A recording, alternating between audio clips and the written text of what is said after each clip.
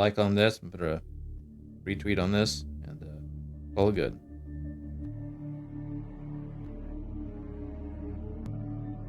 All right, but yeah, I would love to have. I want to start getting more. I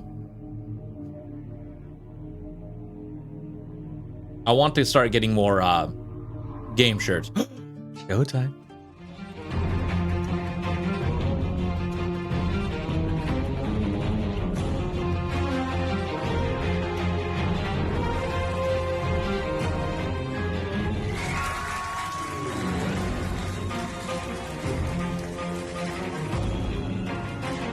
Oh yeah, I better actually mute my notifications. So my notifications will still show, but they'll be muted. Does the audio sound a little distorted to y'all?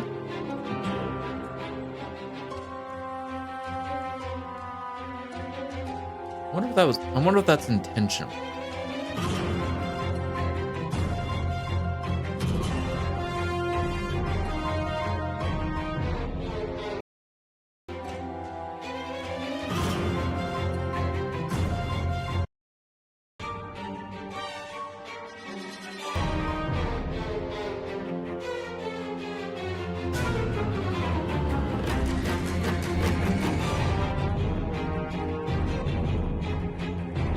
I think that's just on Twitch's side. Let me reload.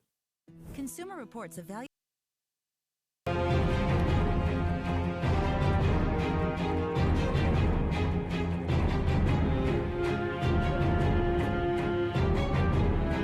We'll watch on the YouTube side for a little bit.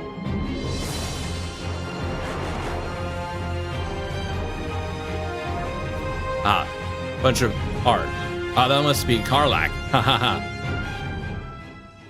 Right, so it's just a few spells that didn't make it. How can you forget a bunch of spells in the last update? They fell out. It's a big list. How does spell fall out? Literally, out of a picture, they just didn't make it. What did you forget? Shields. I already love this. See invisibility. Arcane lock. Arcane lock? No. Arcane lock. It's a kind of practical joke. The door's locked. No. Door's closed. Anybody? Kieran? Kieran. Hi. Hey. Kieran. Hello. Hello. Hello. KK. He's dead. He's not dead. Wait. I'm proficient in medicine. I can tell. I think Kieran's dead. Gentlemen, I think there's a murder among us. Just hurry up, quick. All right, that should be good. Oh, any signal? No. Nothing? Well, then. Okay, anyway, I think we're safe. Okay.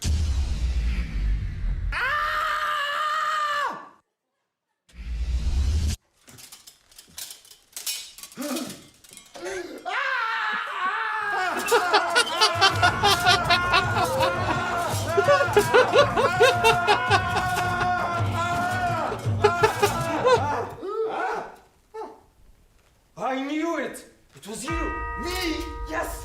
It was him! How can it be me? I don't know, but we gotta go. It's Pal from Helltime. Now? Yeah! He's a producer. He can fix himself. Come, we gotta go. We gotta go, Nick. We gotta go. It's time. It's Pal from Helltime. We gotta It's go. fine. I'll be right over. I'll just indeed, put this back in. Like this. And then cover it up with this. And I'll be all right.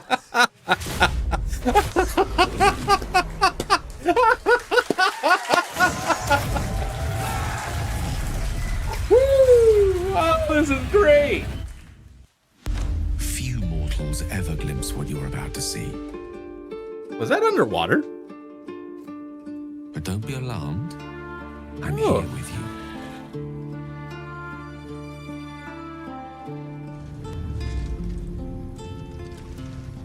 Now, open your eyes.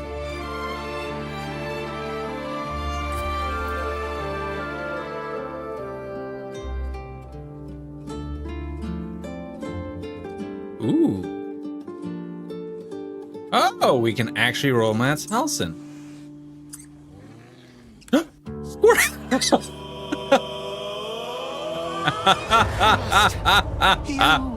are the chosen one.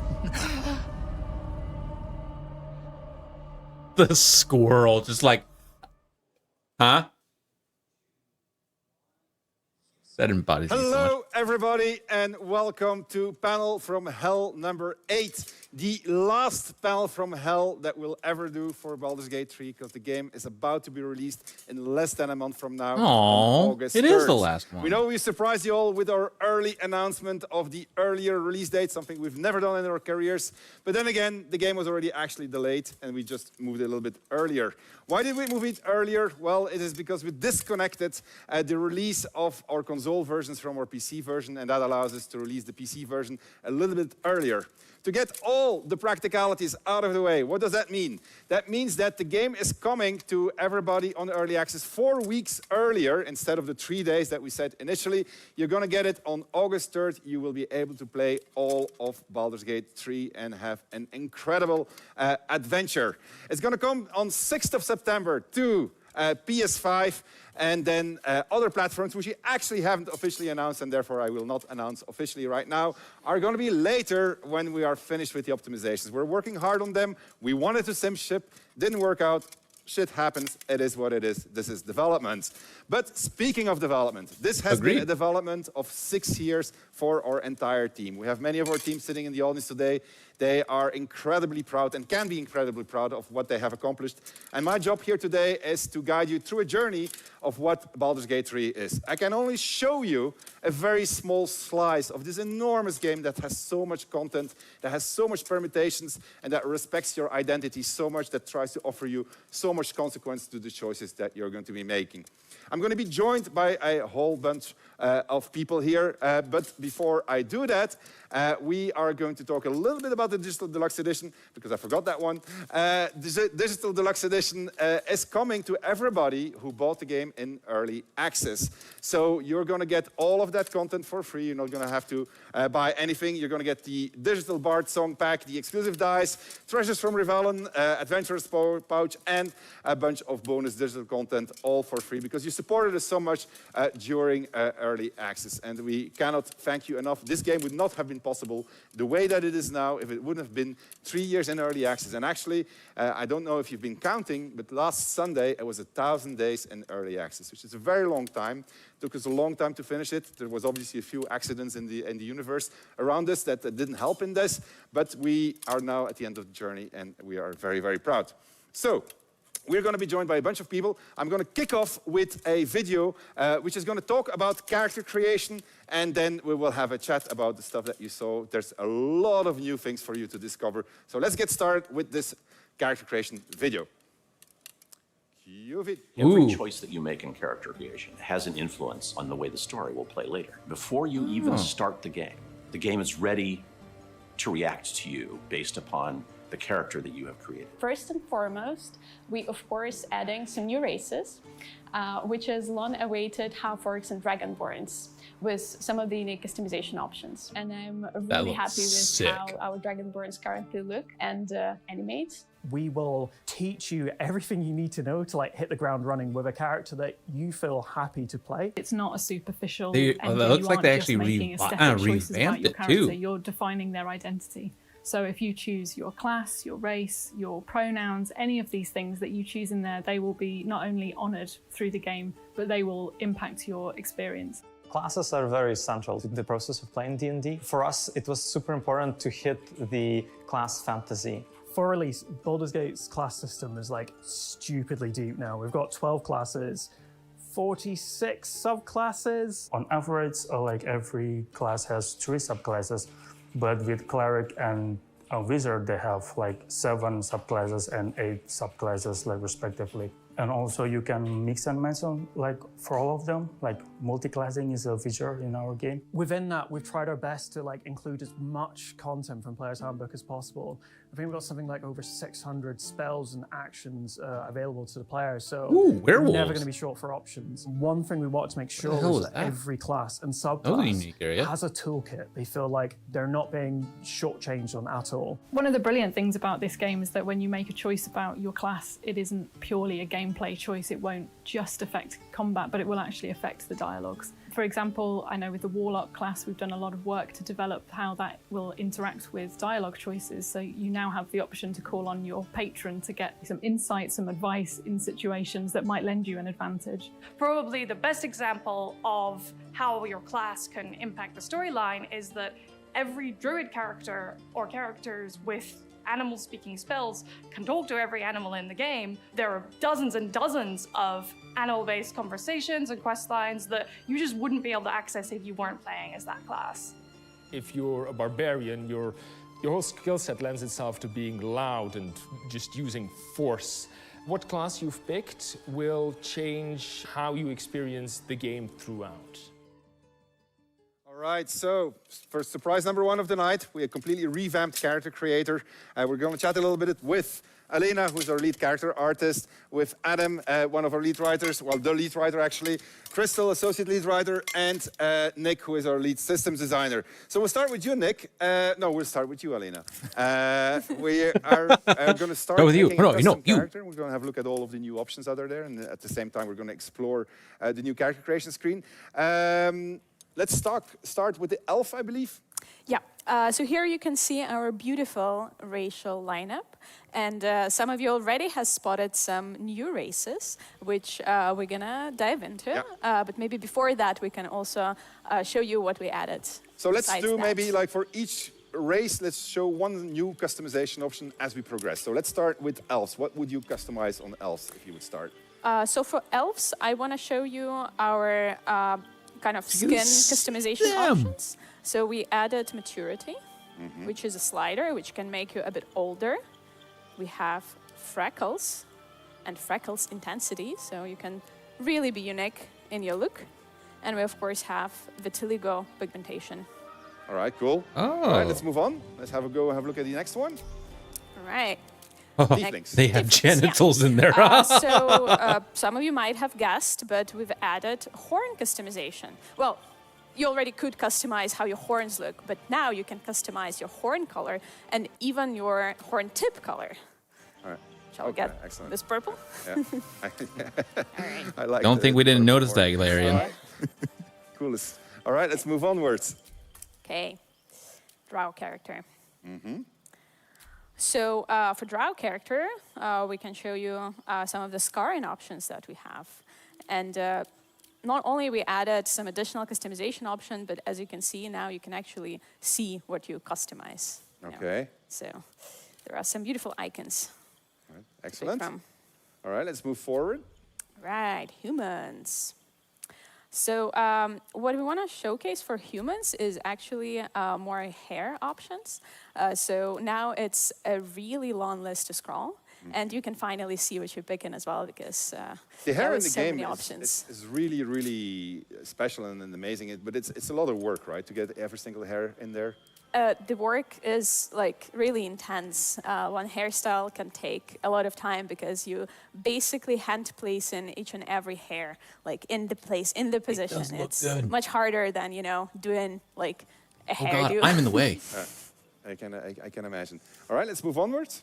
Right. Githyanki. My favorites. Yeah. Actually, let's go Oh, my with second the, favorites now. Yeah. You changed that.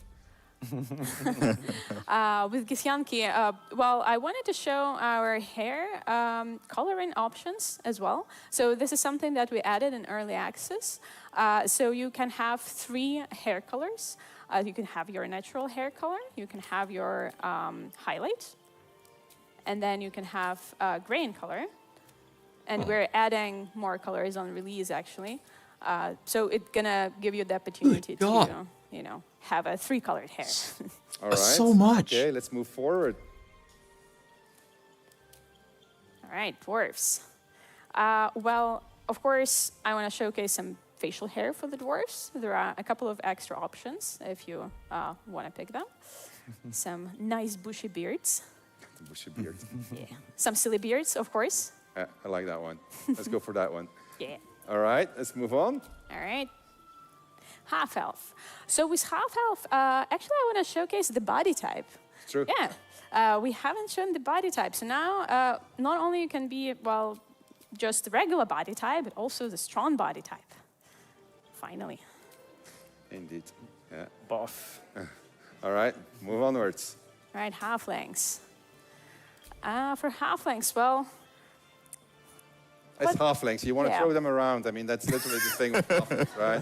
I would you know imagine what so. I prefer even overthrowing halflings? Your next one. drone gnomes. Yeah, absolutely. With gnomes, so they are really, really easy to throw away. All right. Indeed. We can show you one extra thing that we've added to our body art tab, which is piercings, which are also available for all of the races. Okay, cool. All right, you've been busy. Go ahead. What else do you have? You have orcs there? Half orcs, yes.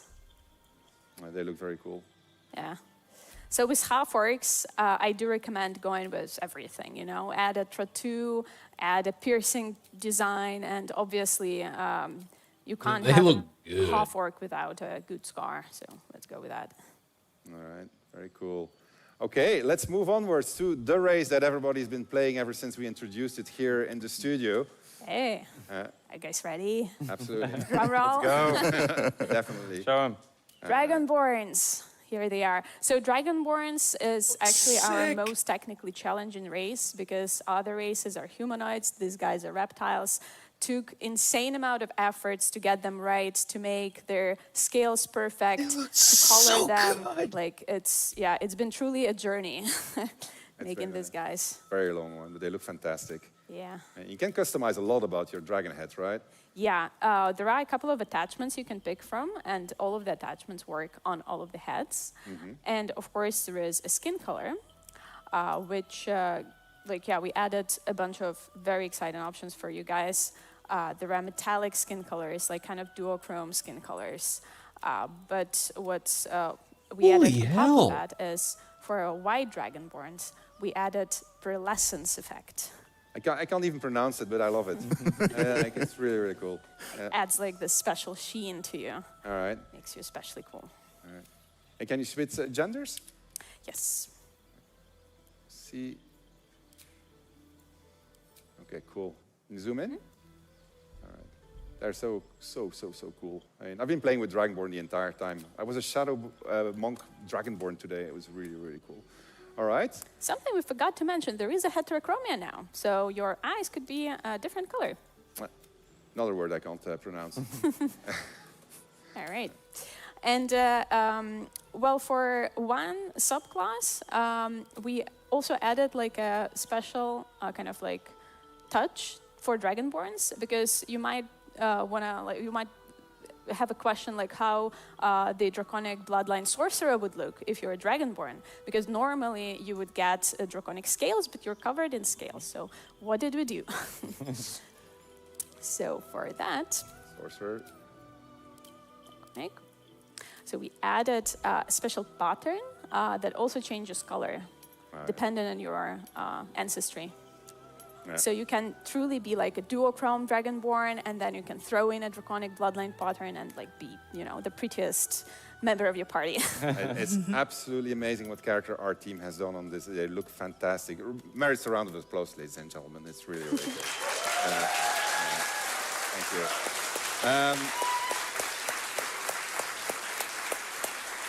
All right, so our team outdid itself. Can't be trumped anymore unless Systems team has something up their sleeves. Jumping to Nick. Nick, thanks. Maybe let's start with it. Why did we change character creation from what was in early access? If you played early access and you're watching the stream now, you will recognize that the whole layout has changed. So one of the things we really wanted to do is to make sure that anybody who didn't play D&D before, didn't play Larian games before, they still had a good time, they still had a comfortable time. There is a lot of new information, and we tried to present it in steps, in bite-sized pieces that you can go through step by step, creating your character in a very clear manner. Yep, okay, well, take us through it. What do we get?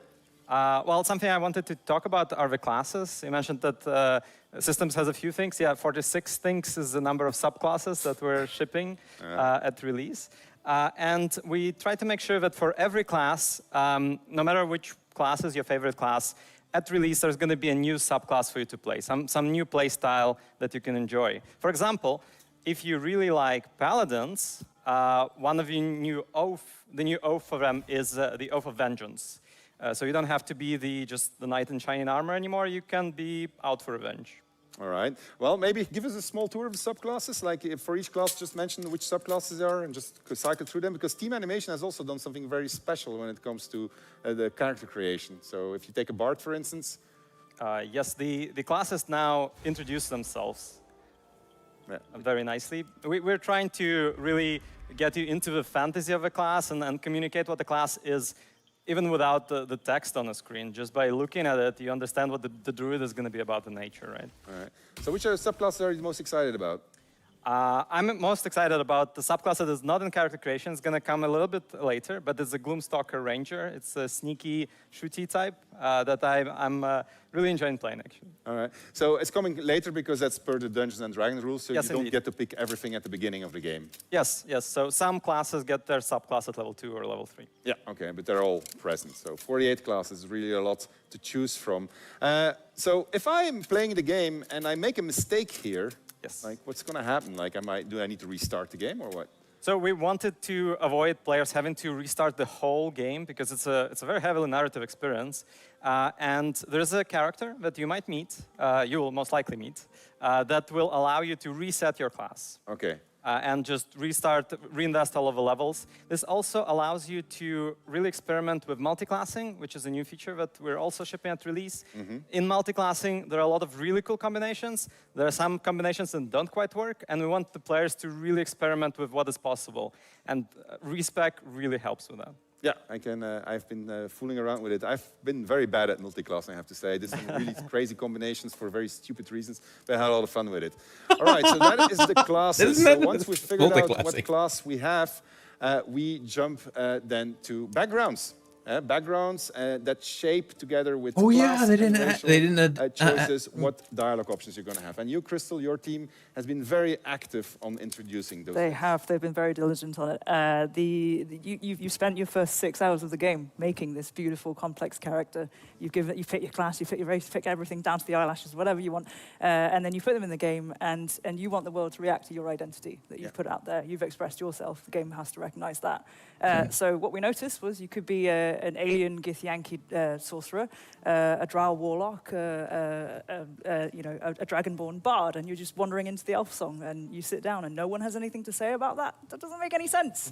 I agree. So we went all the way through Act 1 to Act 3, and we made sure that we built in the reactivity to all the dialogues and in the moments where it would matter. And it's not only reactivity, it's actually also full permutations of situations that was added to it. So somebody told me that when we calculate the word count and the line count that went into Act 1 into early access, and we compare it to today, your team has added over 1/3, 33% more lines in there. Is that correct? I'm afraid that it is. Is this because you've been talking to the finance team about the budget for all the voice recording and the cinematics and the motion? No comment. Okay, well, good. But it is actually, I have to say, I played through. I've been playing a lot, but I mean, I've played through as a gift druid, and it was a completely different experience as if I was playing with my drow. So I was really impressed actually by how much has been added and how much deeper it feels now as a result as an experience. All right, so we've got one person left on the stage. We have something new, which is the origin characters. Nick, can you jump to the beginning of the tab, which we didn't talk about yet? The Adam, first tab. Explain. Yes, so you can create your custom character. You can also meet a lot of people on your adventure that you can recruit. So if you've played Early Access, I know you've met Asteri, I know you met Shadowheart, you've now met Karlach. You can also play as these people. So when you meet Asterion, there are things about him that you don't know, that he keeps close to his chest. You usually find out what they are when he tries to bite you. And then you think, oh my God, how did I not see it? He's a vampire.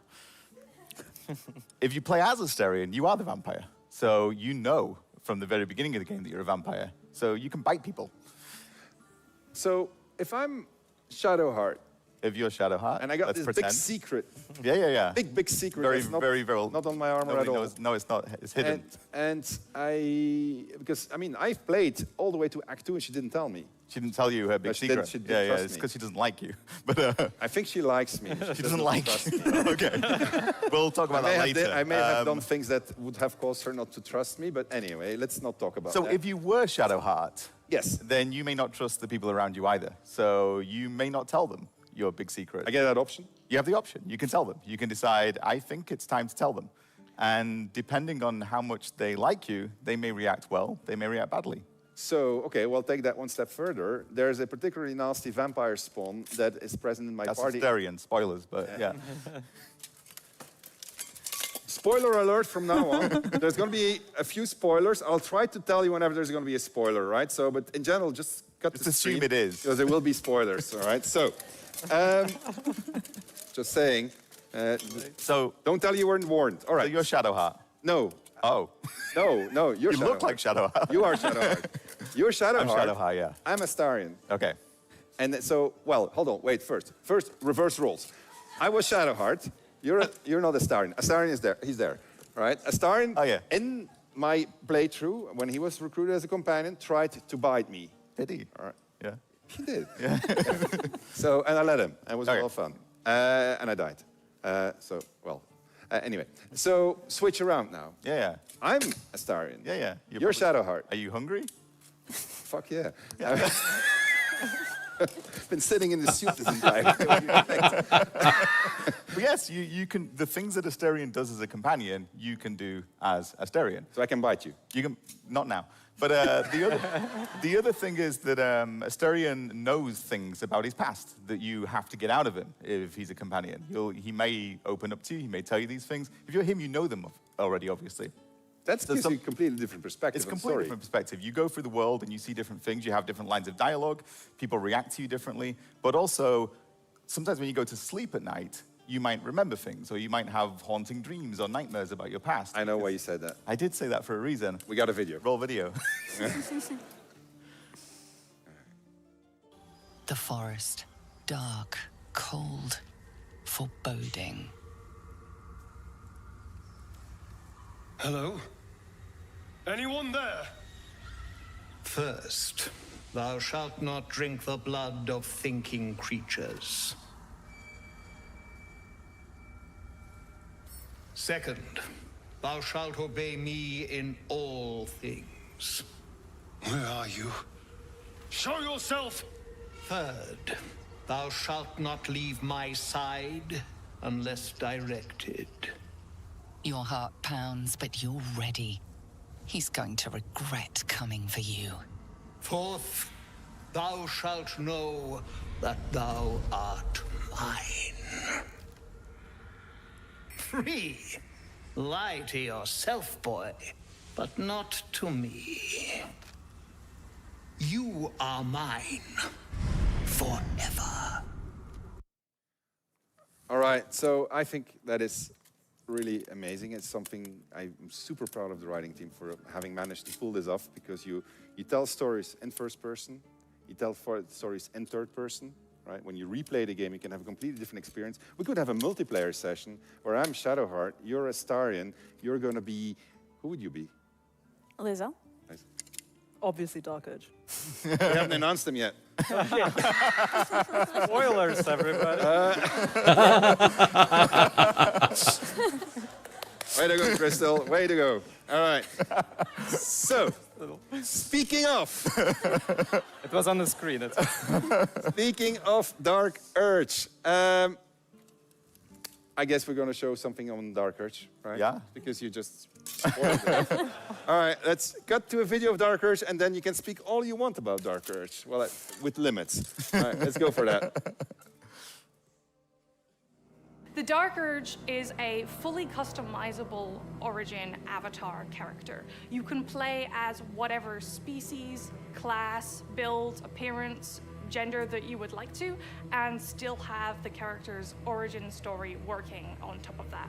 It's an avatar-only character, so it means it's just a character that you can play as, and you don't know what this character is. This character is someone who's waking up and the only feelings that they have are the bile of their liver, the gushing of their blood in their ruined body telling them you're going to kill and kill again. The Dark Urge, in a lot of ways, is a dark counterpoint to the main storyline. Play with the concept of why are we always so compelled to do terrible things in video games in the first place? For my first full playthrough at launch, I think I would probably play the Dark Urge. I'm a little bit scared to see what I would learn about myself, but I think that's part of the fun of it.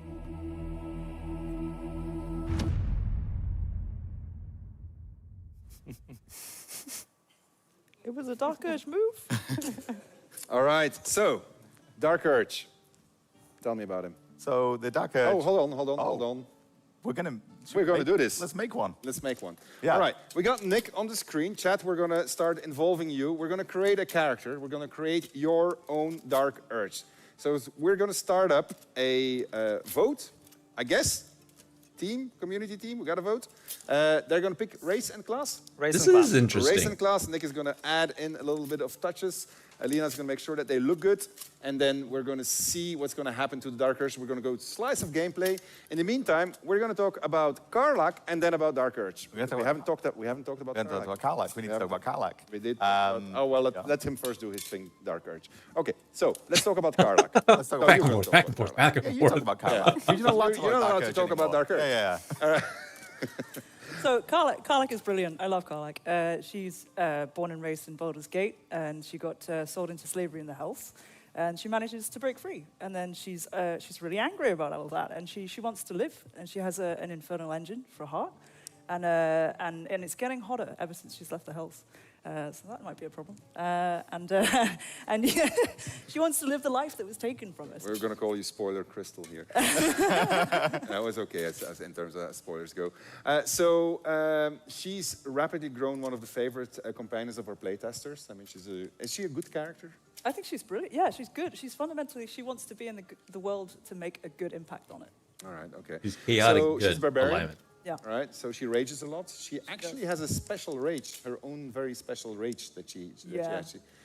what is it? Infernal rage, Nick? Tell us about that. She goes all up in flames, actually. She goes all up in flames. She has a special effects for this. Yeah. Right. So does that mean that if I have my wizard that's casting grease and I put Karlach in there, she's just going to go boom? Let's find out. Yeah. Okay, so Karlach curses a lot. Is it like really a lot? Or? Yeah. Okay, and she. All right. Well, maybe we'll see some gameplay with Karlach later on. Switching to Dark Urge. So Karlach is an origin character, right? You can play as Karlach. You can recruit her as a companion. So in addition to, because who are our other good characters? We got Halsin, who's now also recruitable as a companion. You can't play him, but you can recruit him. You got Minsk. All right, you got Jaheira. Yeah. Also, Jaheira's although is a little bit more neutral, I would imagine. It's got her entire Harper background and so forth.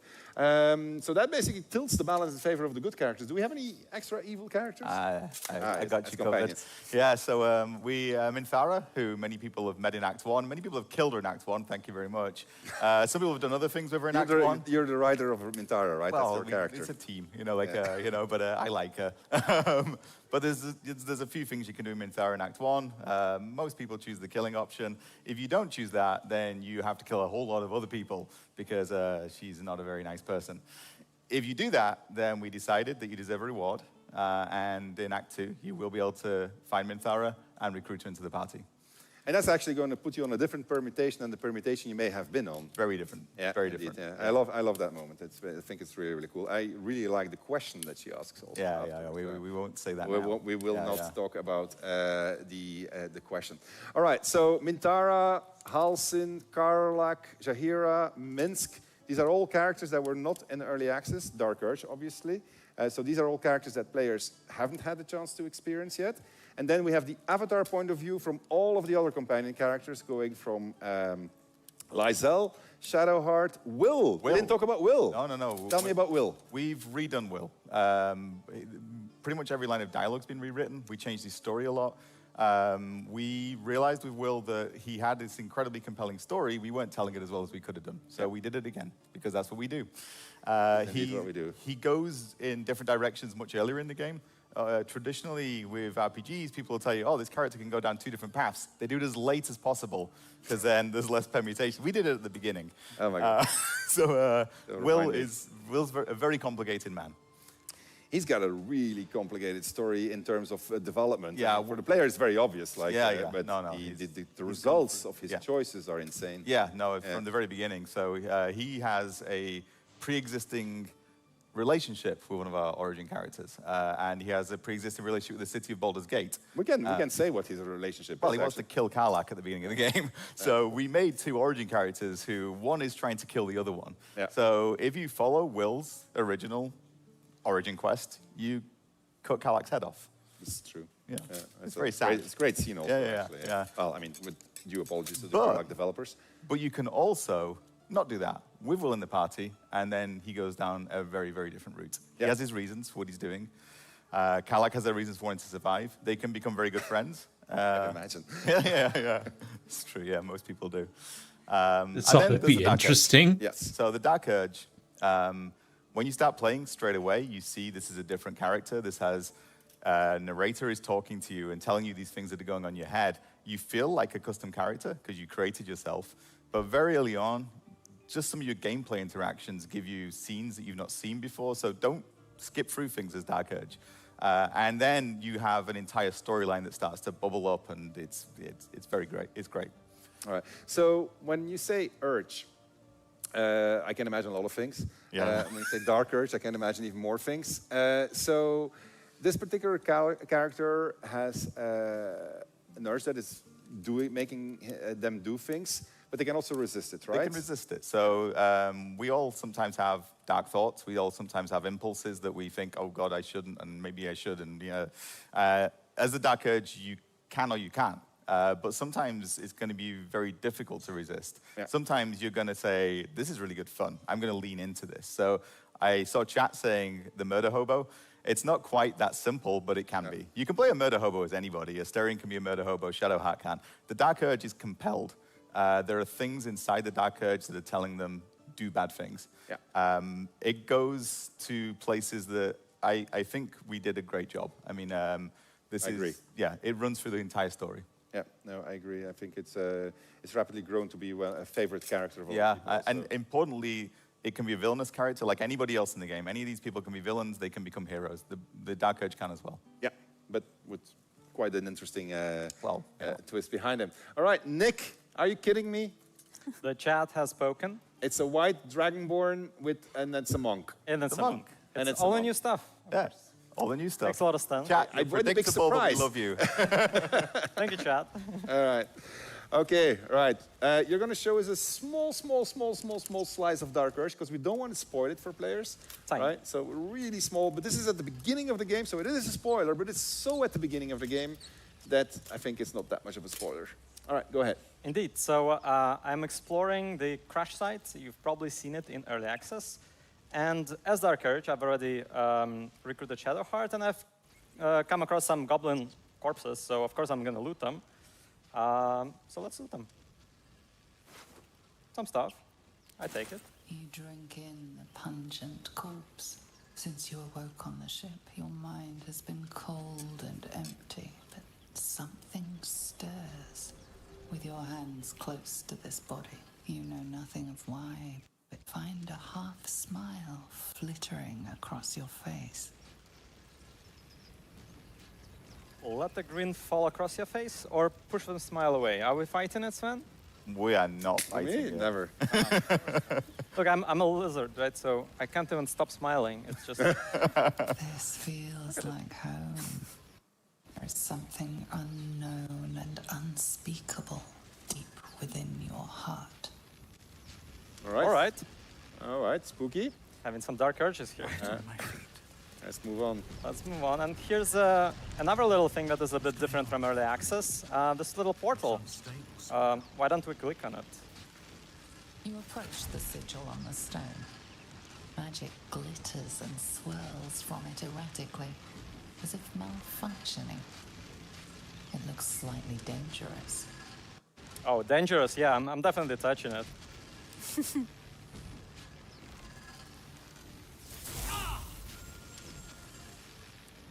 Well.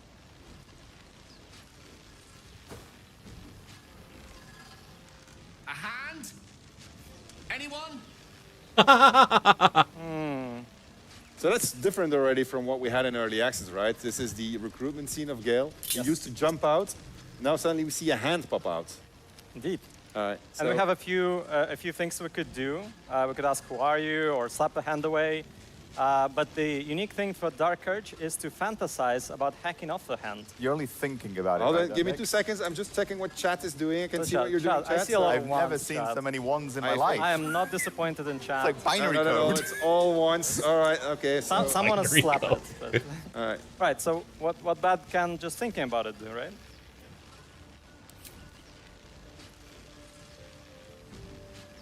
This branch of flesh is begging to be pruned, and its sap sucked from. My mistress' eyelids! Stop! Cease, you loon! Ah! Ah! As soon as the dreams cross the threshold of your imagination, you snap back to realize they have all come true. You were supposed to lend a hand, not take one. She glanced through you. You were dazed on the Nautilord, but now you are truly awake. Alive. So this can be a very lonely journey. I like his hands-on approach, but... Let's give Nick a hand. All right. Been sitting on this one. Yeah. All right, so this is a game where you can just kill your companions like that, and then you can just continue journey ahead. And so There's more companions. there's more companions. Well, what if all the companions die, Nick? What do I do then? You can hire hirelings. Aha. If you run out. There's 12 more hirelings for your Dark Urges. You can really fill that camp with corpses. So that means you get one for every class, subclass, and then you can... Hirelings are just custom characters of each of the classes. In case you want to fill out your party, or you want a party of all barbarians, let's say, you can go for that. All right, excellent. And then you can respec them also, I guess. Indeed, you Seems can respect them as well. very All right, interesting. excellent.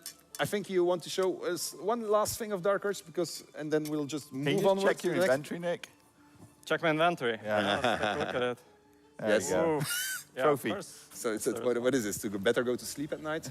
Well, to put under your cheek, I guess. A memento of Gale. I think I need to lay down, okay? All right. Before you go to sleep, I would like you to show a little bit of camp clothes if you can. Yes, so you will see that when you go to camp now, you're wearing something more comfortable than your metal armor.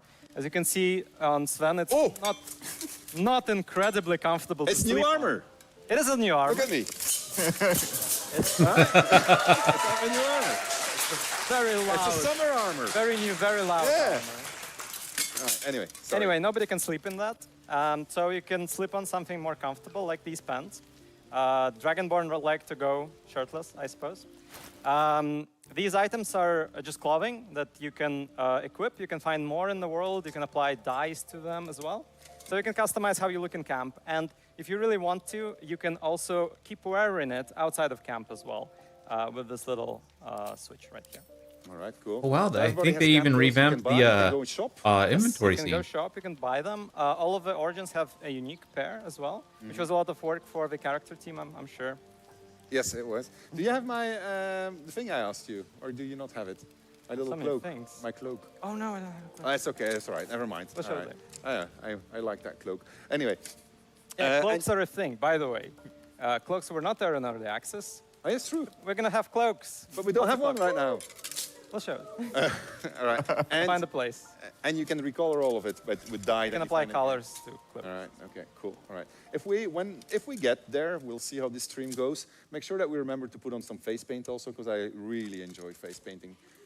It's really. We'll see. Yeah. Anyway. Okay. So that's clothes. Let's go sleep. Let's go sleep. I just do partial rest. As you writhe with sickly dreams, a deep dread floods you. That hard Though you good. have a tadpole, you know your broken mind is not like the others who bear the worm. A few scraps of the past come back to you now and then, and you can never quite tell where the knowledge comes from. Inexplicable, violent yearnings overwhelm all other thoughts. Who could you possibly be to be their vessel?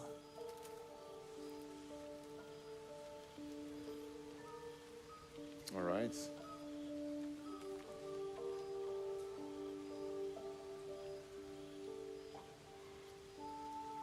Think upon your heritage. Is there truth hidden there? The ancestral of your dragon clan is diluted amid the liquid hate in your blood. It must have been a very long time among your kind. When you try to think of a home, your mind twists itself back to indulge in the delights of the day. You recall waking up, hearing the pounding war drum of blood. How much you treasured the sight of the first corpse you took, the waggling stump you left of that wizard's arm. Do we swear to resist? Or do we lean in? No. Lean in. Lean deeper. We'll let the players will resist feels anyway. aroused, We're going. imagining a broken, Chat twisted agrees. neck, and a thrill thinking of a intestine. As these images flood your mind, you fall soundly asleep like a babe in arms. Blood, blood, blood, blood, blood. I think there's a message. I don't know if we'll actually All right. choose to play the Urge in this run. Dark in our Urge. first run. Let's give Nick a hand. Thank you very much, Nick.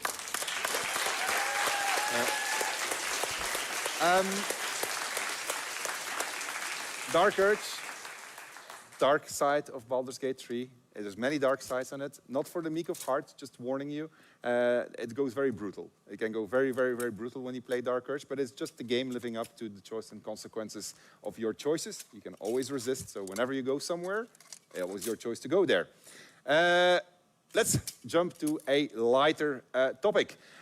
We get a lot of questions about romance, relationships. How can you, what relationships can you evolve with your party members? The answer to that is quite a lot. We have a very broad spectrum of relationships, and we're going to talk a little bit about that right now. We got a video lined up for you, and then we'll have a little chat. How do romances work in real life? You don't just do someone's quest and say some nice things and then get a sex scene. When we've been developing romance scenes in Baldur's Gate 3, we've been trying to show two people genuinely struggling through a hard time and supporting one another. And you're not going to be the same person as you are in Act 1 as you are in Act 3. Neither is your partner. Your relationship is going to have to grow along with the game's story. The relationships that you can have with party members in this game, it's a little bit like the relationships you have in your actual life. If you are going to be an asshole to them, then you can expect them to react to that kind of assholery that you've inflicted on them. If you're going to be good to them, then you have the opportunity to bond with them. They can open up and share their stories. You can get closer, start relationships with some of them as well. It can go the other way, so it's perfectly possible that you'll do something and one of your companions will say, no, I'm not going to adventure with you anymore. Or even, this is the point where I think it's necessary to just kill you, and then they will try to do that. Sometimes it's actually better also to have an argument and challenge your partner about their way of thinking. Because if you just go along with what they want to do, you might end up getting sacrificed in an evil god's sex rite, you might end up getting turned into a vampire, or worst of all, you might even end up getting married. So watch out, but be yourself and don't treat the romance like it's just a quest. Companion characters have the potential to grow and develop in interesting ways. And indeed, the thing that makes them, that often kind of incites that within them or can kind of nudge them along the journey or block them on that journey is you, the player. And it is very much you who is influencing how they develop and who they become. My party members, they're not just following me blindly because I'm the person who's playing this game. They're following me by choice. And sometimes those choices result in them not fully trusting me. And I think that is such a satisfying experience. Different quests are going to matter to different members of your party. So if you take a particular combination of companions versus on one playthrough versus a different combination on another playthrough, you're going to find that the party is interested in different quests, and then you're going to find yourself being pulled towards the different areas and different quests that matter to them. And I think in that sense, you're going to get a very different overall experience. All right, so that was a little bit about romance. So let's talk a little bit about, because there was a lot of work that went into this and making this possible and catering to the broad spectrum of choices. Can you tell me what the typical day in the life of a romance writer is? Oh, it's incredibly sexy. So people say, write what you know. We couldn't, because we went to places that we can't go to in real life. So some of the places you can go to. So in Shadowheart, in early access even, you can start to romance Shadowheart. She'll get tipsy with you, she'll get drunk, she starts to open up to you. That's often how my romances start. If you're Asterion, then your romance might start by biting somebody and sucking their blood, and they may forgive you and they may say, a little bit more. And that's how your romance starts. With other characters, it's different. So we wanted to give people emotional and physical breadth. Yeah, okay. So we're going to have a little romance moment in the game. Yeah. We are having a problem, however, with the game. Apparently, our frame rate is not showing. We're running at 60 FPS over here stream, so I can show you with my mobile phone and I'll post a video. But apparently, it's not coming through. So do we have a solution for that already?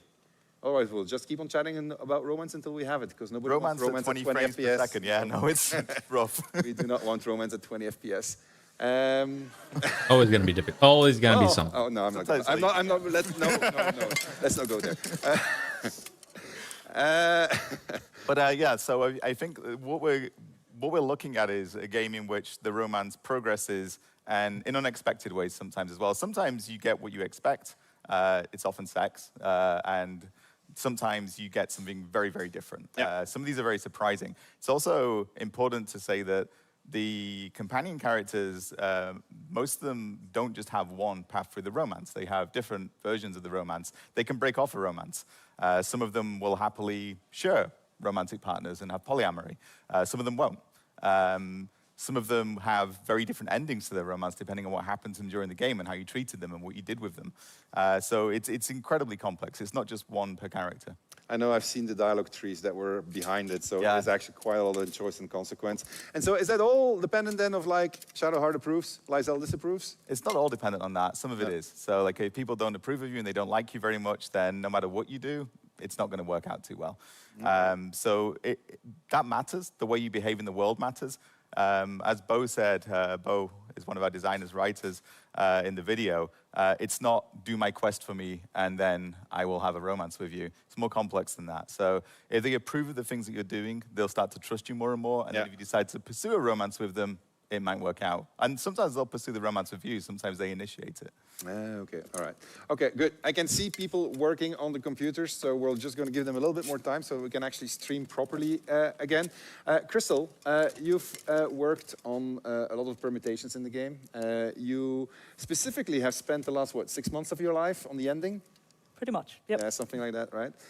So you, in the ending, in the permutations that you're catering for, how is romance accounted for? Is that something that you look at, or? Yeah, it's something you have to look at, because if you didn't, it would feel really weird, right? If you have this really deep bond with a companion character and you get to this point where you have to make a key decision about how you want your story to end, what they think is going to matter to you. So those moments have to be factored in, and it means that in one of our final dialogues, we have 1,900 lines, and you will see 30 seconds to 2 minutes of that, and get a sense of what. So a question I got a lot, we've done a lot of interviews in the last couple of days presenting the game to press and then to creators.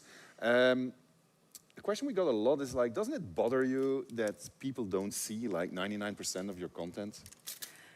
No, because they'll see their story, the one that they played that was true to the choices that they made all the way through, and if they really enjoyed it, they'll replay it, and then they'll try different things, and I think that'll be great. All right, well, yeah, that's very true. So one last question on this. I think the tech problems are solved. Is that correct? Are our tech?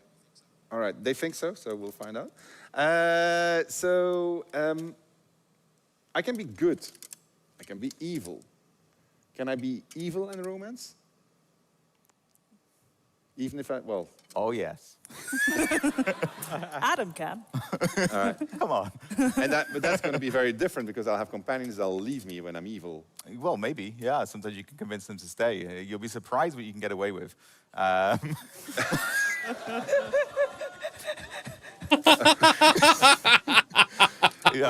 at the roll of a dice, right?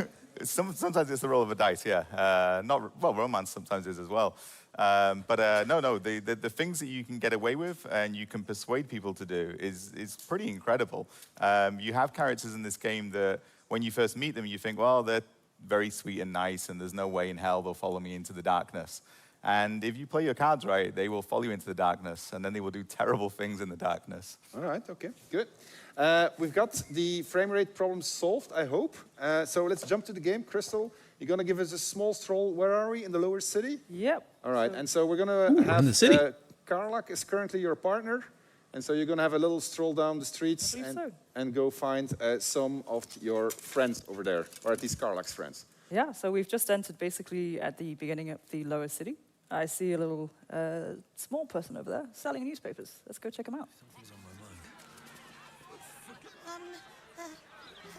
Hello?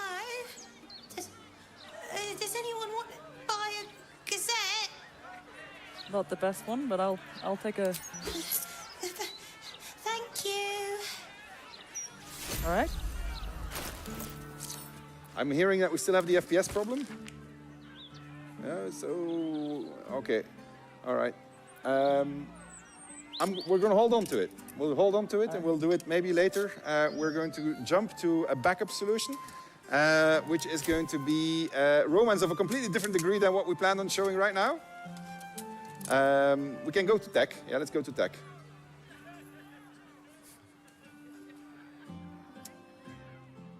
All right.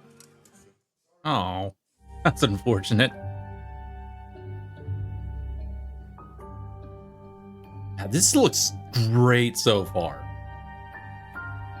Oh, I can't wait. Wonder if they're gonna do any releasing into early access after this. And if so, what all they're gonna release. It's gonna be so good.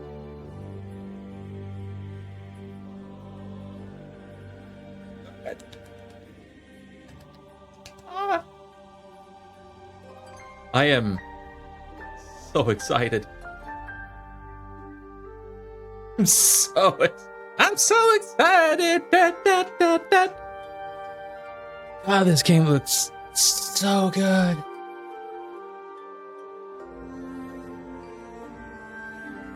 Like, how? Larian. You are amazing people right now. Like, show's not even over yet, and we've already got a glimpse into, like, the insane stuff. So they actually revamped the entire character creation, which is nice.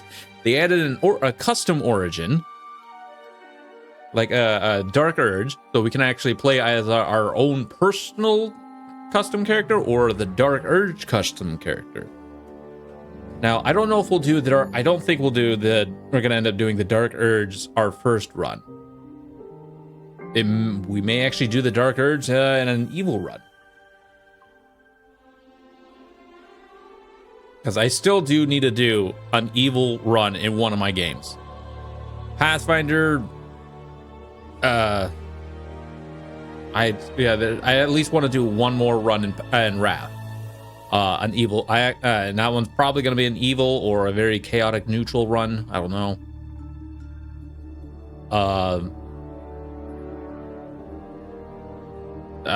How I'm liking this game, with how I'm already so what's the term,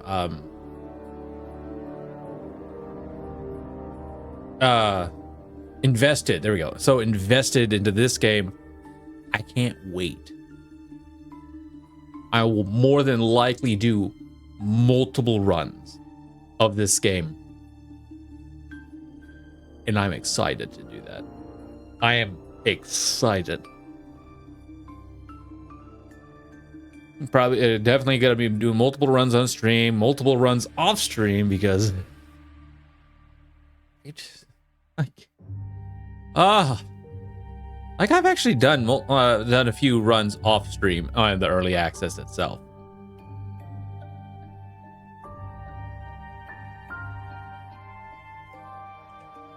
Man, but what do y'all think so far?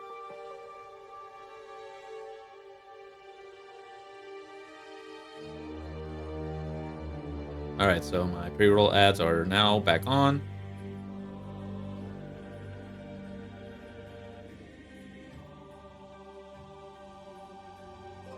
I don't know how long it's going to take for them, so I don't really want to just instantly do another 3-minute ad. And then all of a sudden, they're back. It's like, no, my ads are running. No.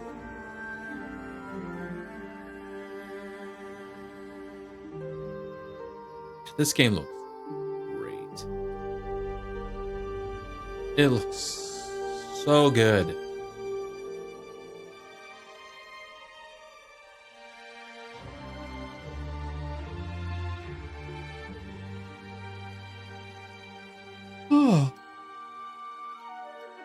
So I am going to go to the restroom real quick, so I'll be right back.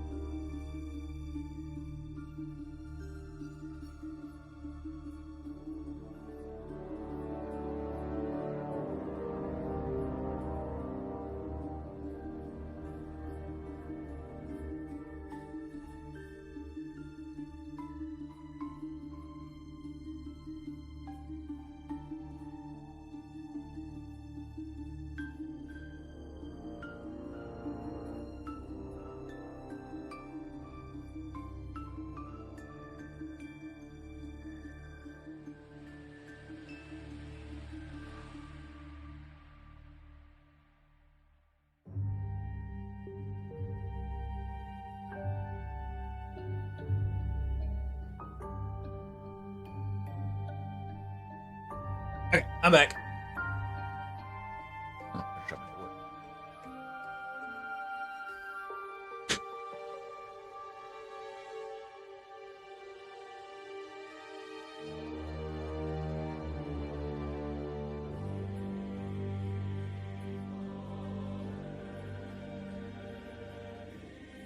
You know, I probably actually could have. I just ran the 3-minute ads. Oh well. It's fine.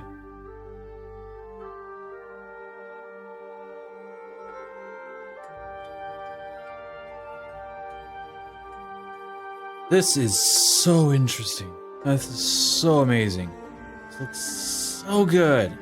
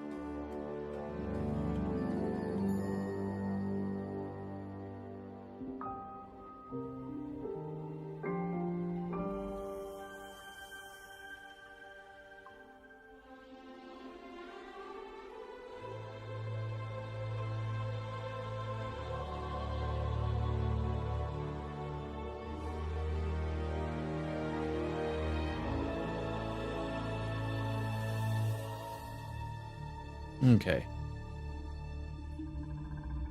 You know what? Yeah, I probably actually could have just ran the 3-minute ads. You know what? I'm gonna go ahead and do that, and I don't know how much longer that are gonna be before that's all fixed. So 3-minute ads coming in. So if they.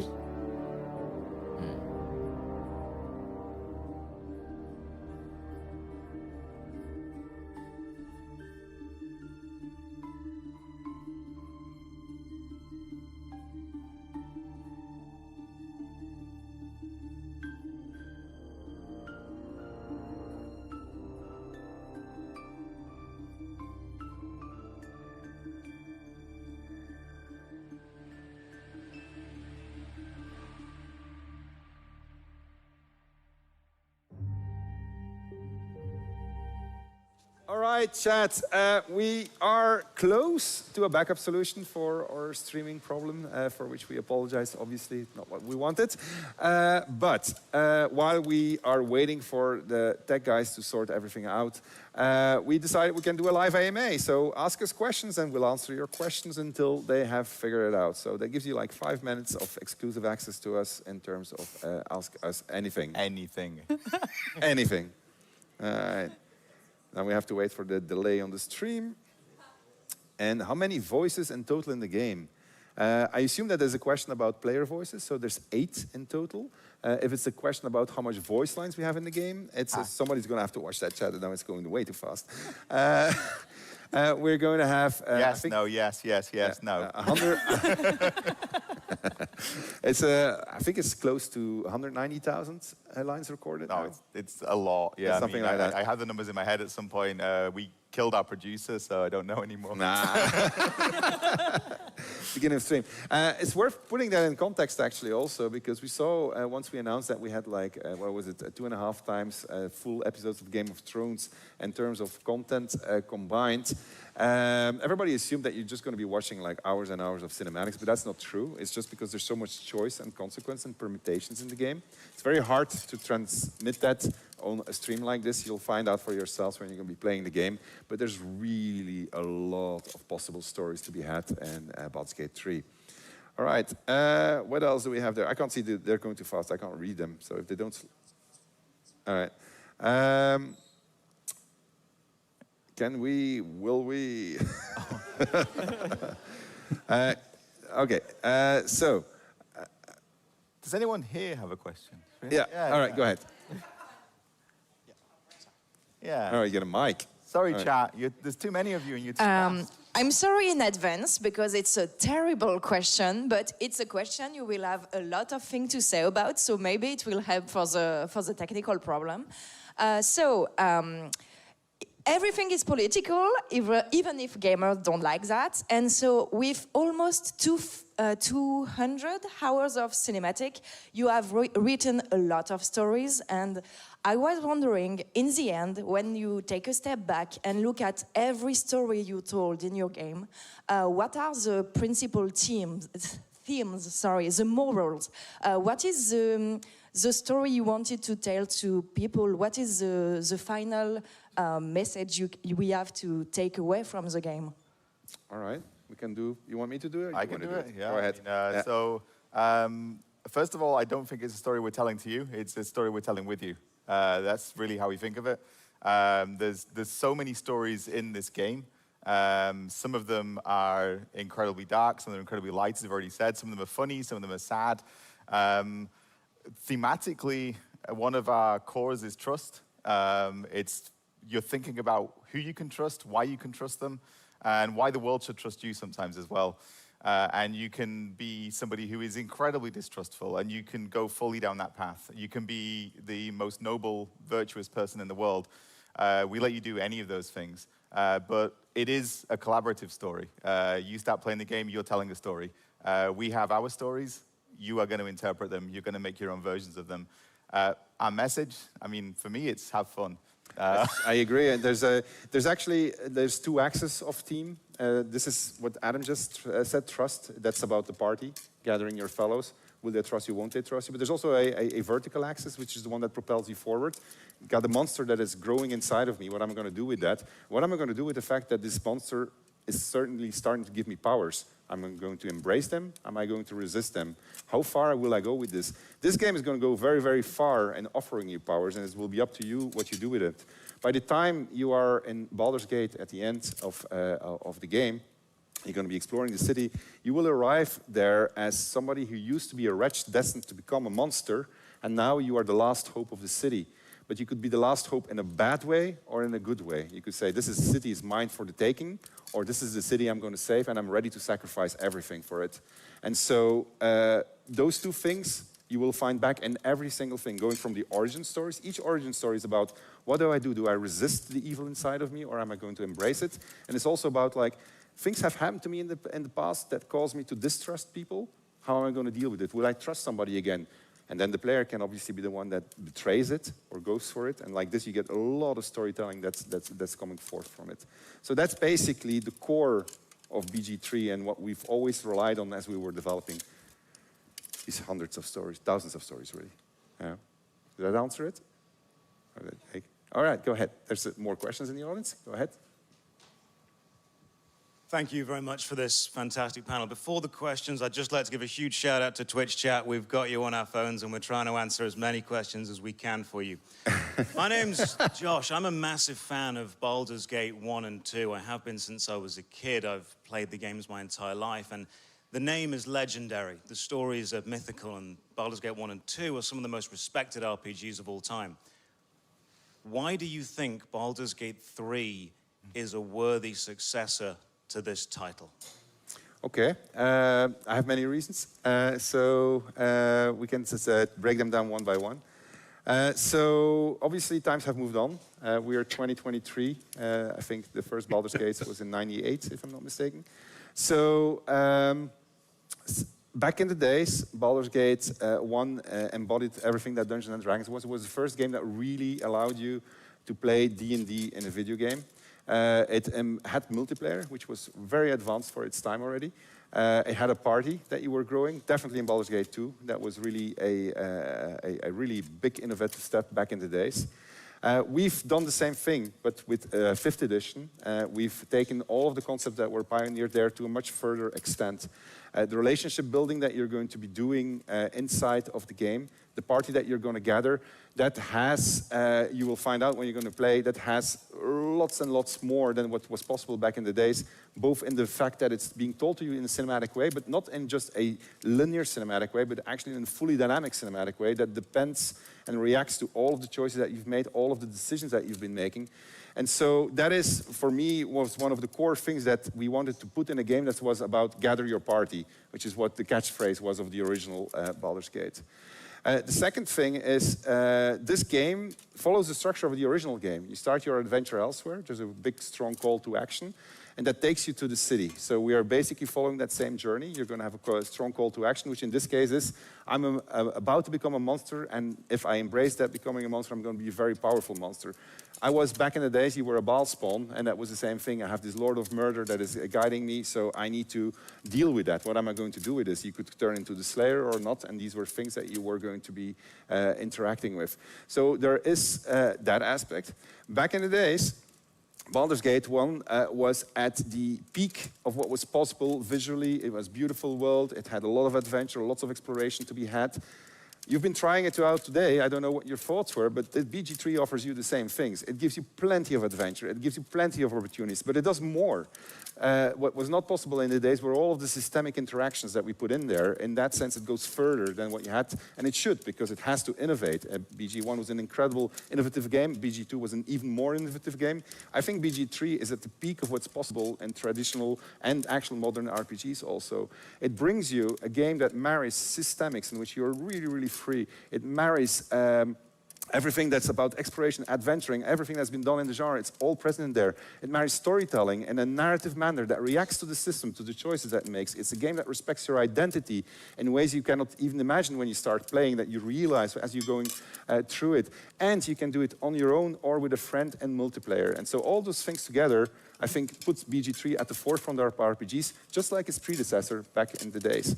So, and maybe, and most importantly, when it comes to BG3, I think it's a game that is incredible, a lot of fun, just like the original games were. And it's going to give you a lot of replay value, and you're going to keep on replaying, you're going to keep on finding new things, and those things they're very hard to find in this type of game.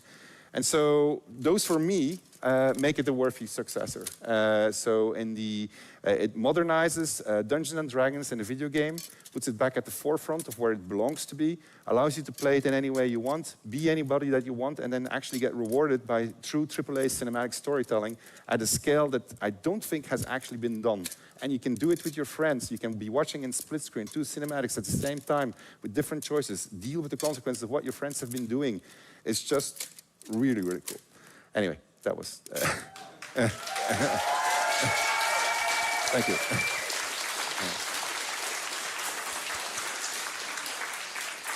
All right. I see the tech guys are still busy, so we continue our representation of Twitch now in the audience. Go ahead.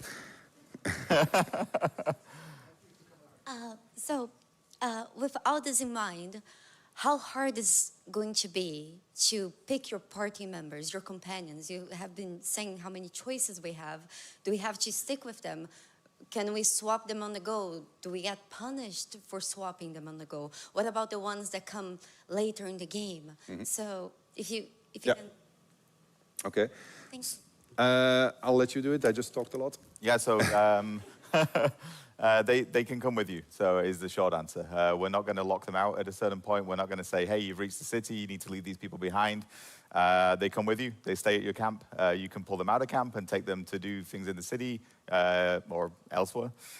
You can put them back into camp. They won't always stay, but if they leave, it's because of something you did.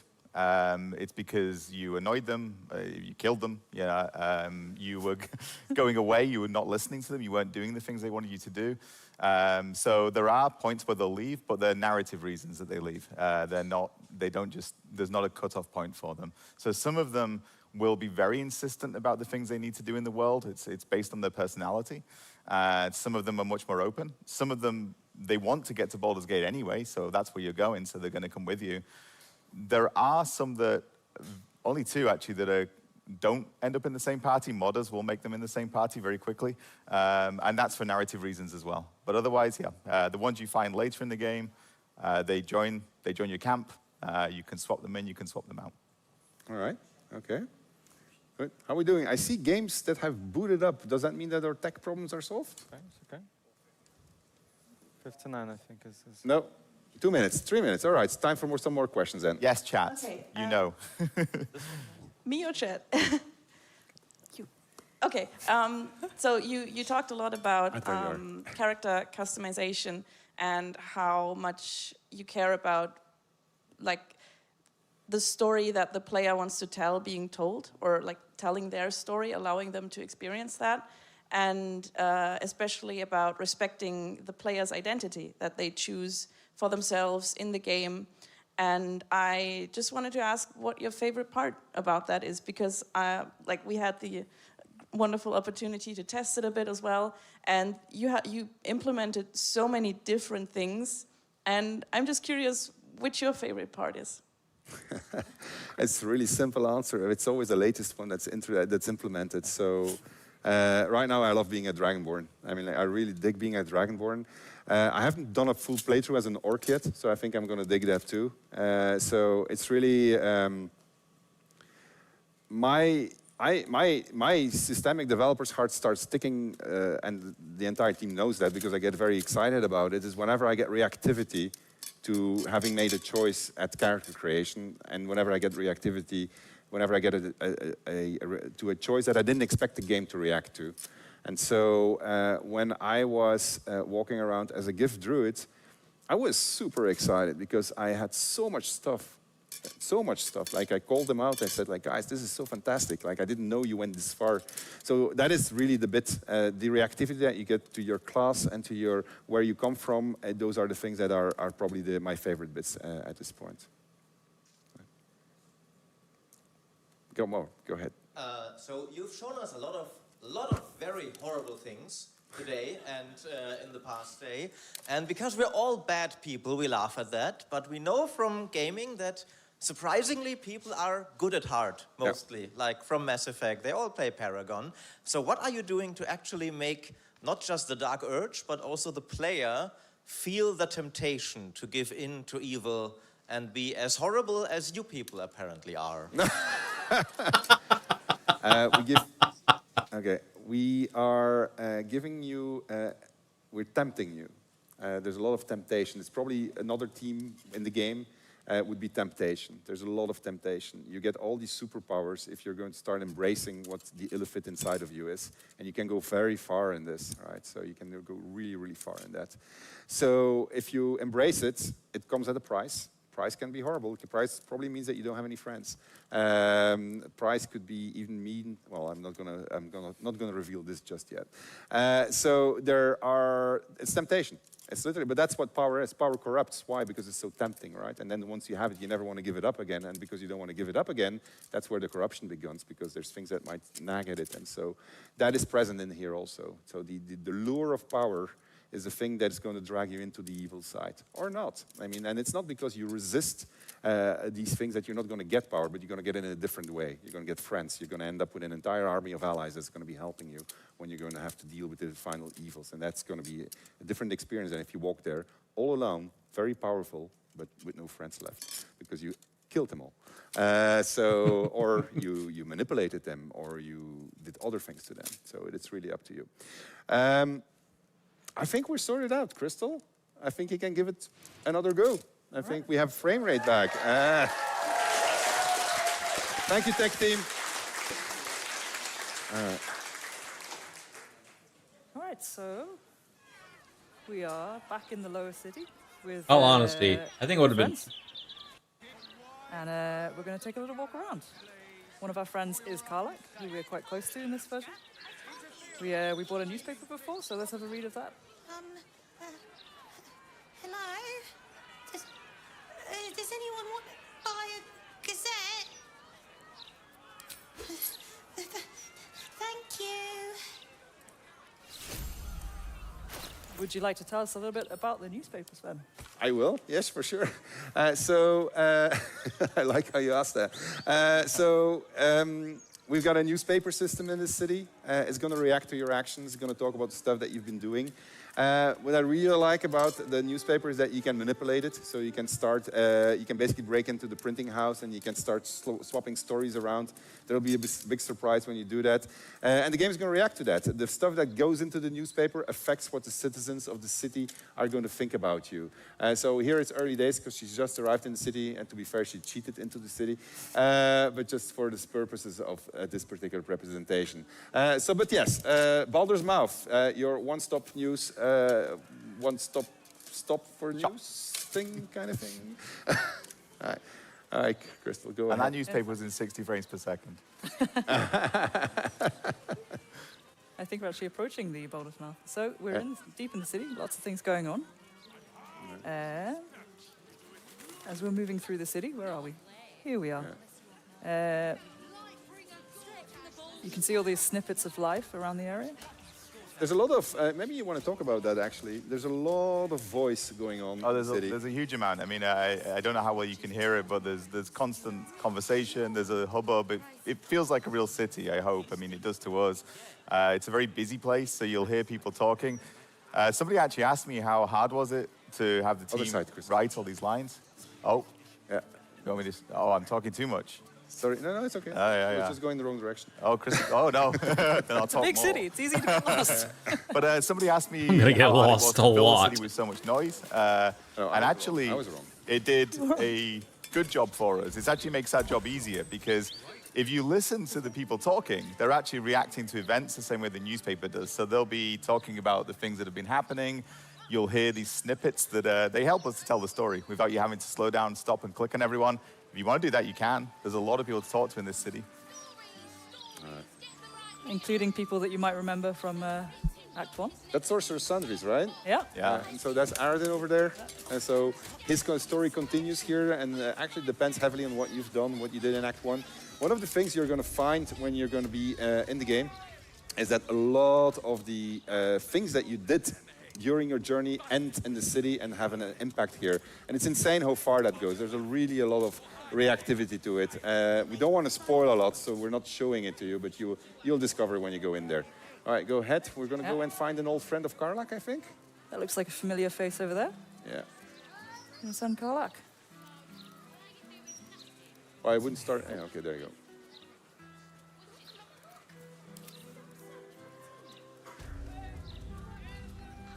Karlach Cliffgate? That can't possibly be you, can it?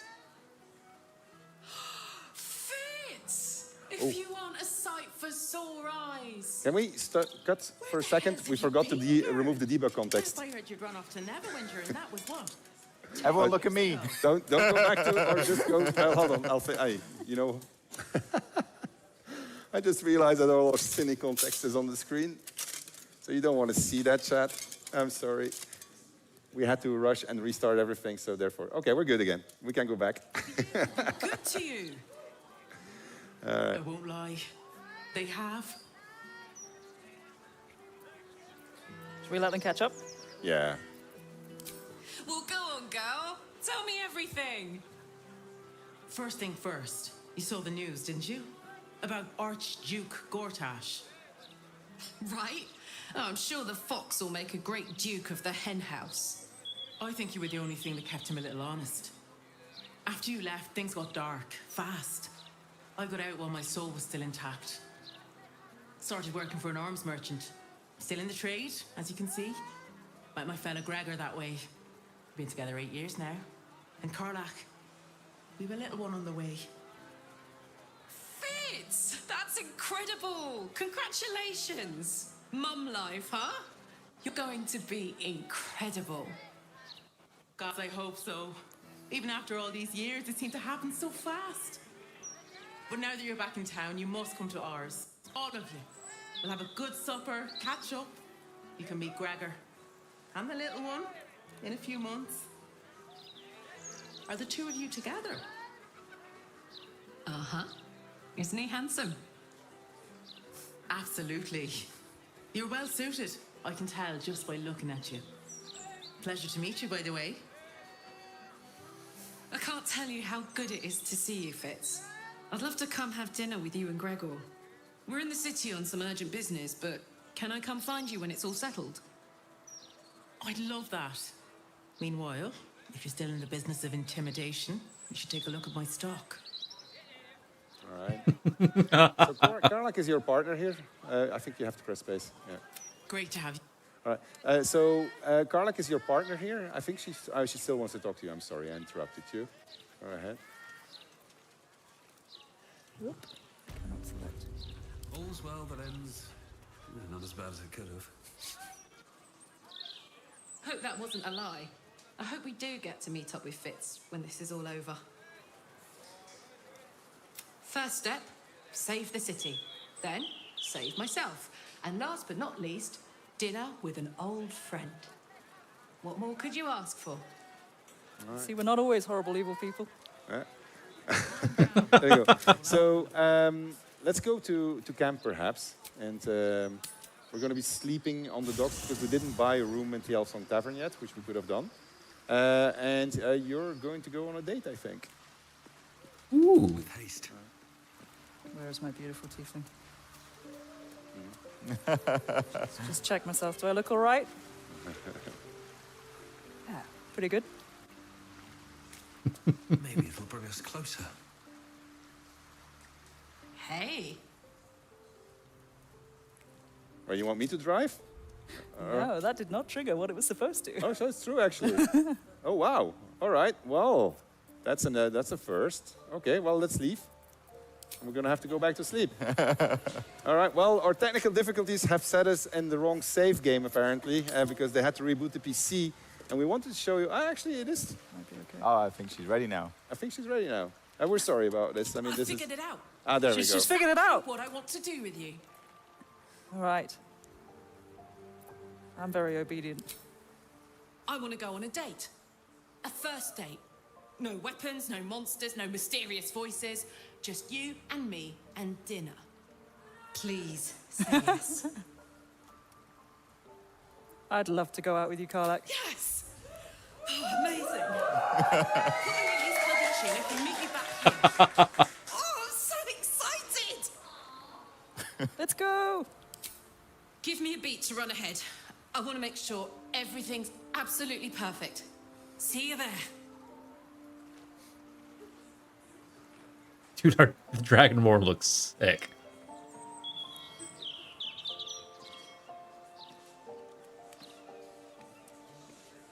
That's how you go on a date. Hi. Hi. You made it. You look nice.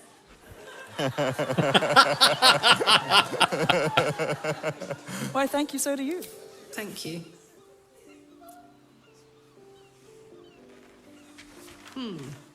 Baldurian seafood stew. No, thank you. What do you think you'll have? What does chat want? Just what I had in mind.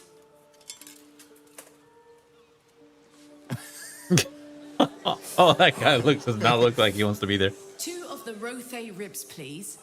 And 2 glasses of... What do you think, chat? Wine? Chat side. Room says wine. All right. And 2 glasses of wine. Ah. Predictable. So, you're an adventurer, right? How's that going? Been around. I know, but this is our first date, remember? Tonight, you're a mystery to me. She's excited for this. Exactly. Anything you'd like to know about your enigmatic new paramour? What do we reckon? I don't know. You pick. Secret! Oh, that's easy. During year 2 of my fabs adventure in celibacy in Avernus, I once got so, pent up, I burnt down my field tent. Blamed it on an imp and never told a soul the truth. Beat that. Yeah, I don't think I can. We'll have to make some new secrets between us then. Ooh. Here comes our food.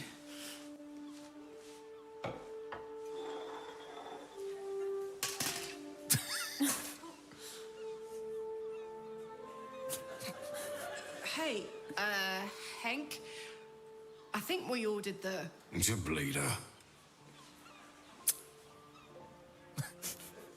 worst guy I ever met. Anyway, how about a toast? Oh, shit! May we live every day like it's our last.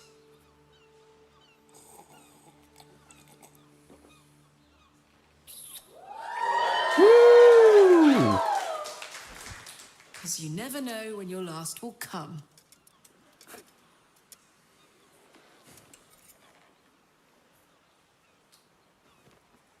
Oh, that was awesome.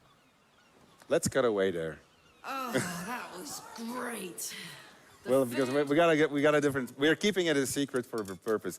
So we have a bunch of people that saw this scene today, and so they really want to see what's going to come next. But we're going to keep it for their own stream, so we're not going to show it right now. However, we're not cruel either. We've got a other side of the spectrum when it comes to romance, and there we're not going to intervene. We're going to let chat fully decide, and we'll let you speak for chat what options you want to take. Adam is going to take the lead. Content warning, mature game, all right? Some of you might be uncomfortable about what's about to come. So children, including my own children, turn your eyes away. Your father is not at all involved in this. All right. So, and we picked for this particular scene 2 characters who have been super popular during early access. We've picked Astarion and Halsin. And so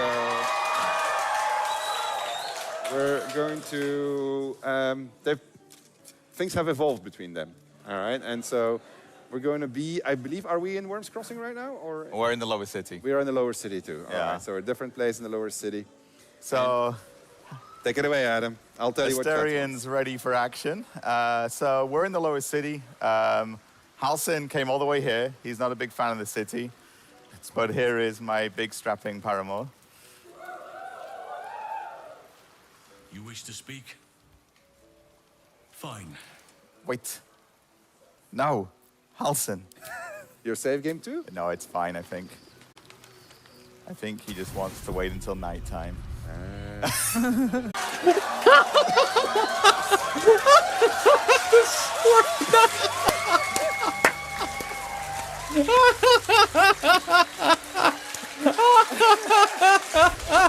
Okay, apparently that's an option. Wow, okay. Well, the girl's face on the screen was just like, what is happening? We actually did expect that one. So that was when we said spectrum, we meant it. There's a very wide spectrum. There's much more for you to discover. We don't want to spoil a lot. There's lots of moments of tenderness. There's lots of moments of silliness. There's lots of moments of fun to be had when you're going to be playing BG3. Now comes the hardest part of the evening for me. I got to transition from this to combat, okay? So,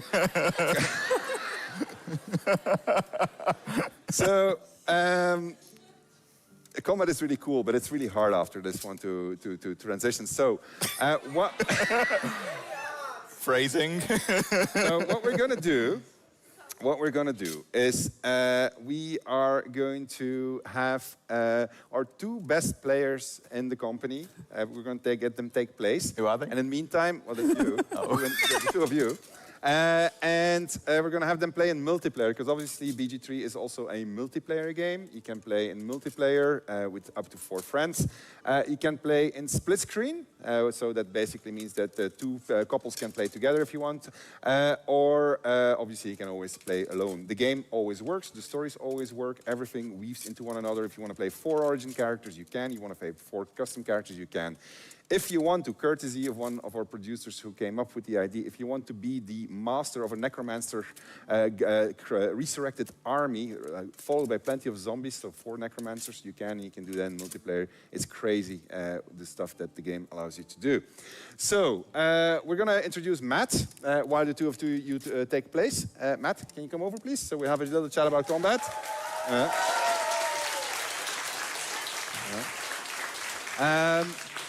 Matt, you've been doing combat for us for a long time. Quite a long time. Yeah, and so you've created many legendary copies, memorable combats in our games, actually. Currently, you've been doing the end fight. That consumed you also for another 6 months, I think. It's really huge. But before we talk about combat, I wanted to talk about something which is actually the very first choice you make in the game. Well, no, the first choice is actually, do you want to have the modesty filter on, yes or no?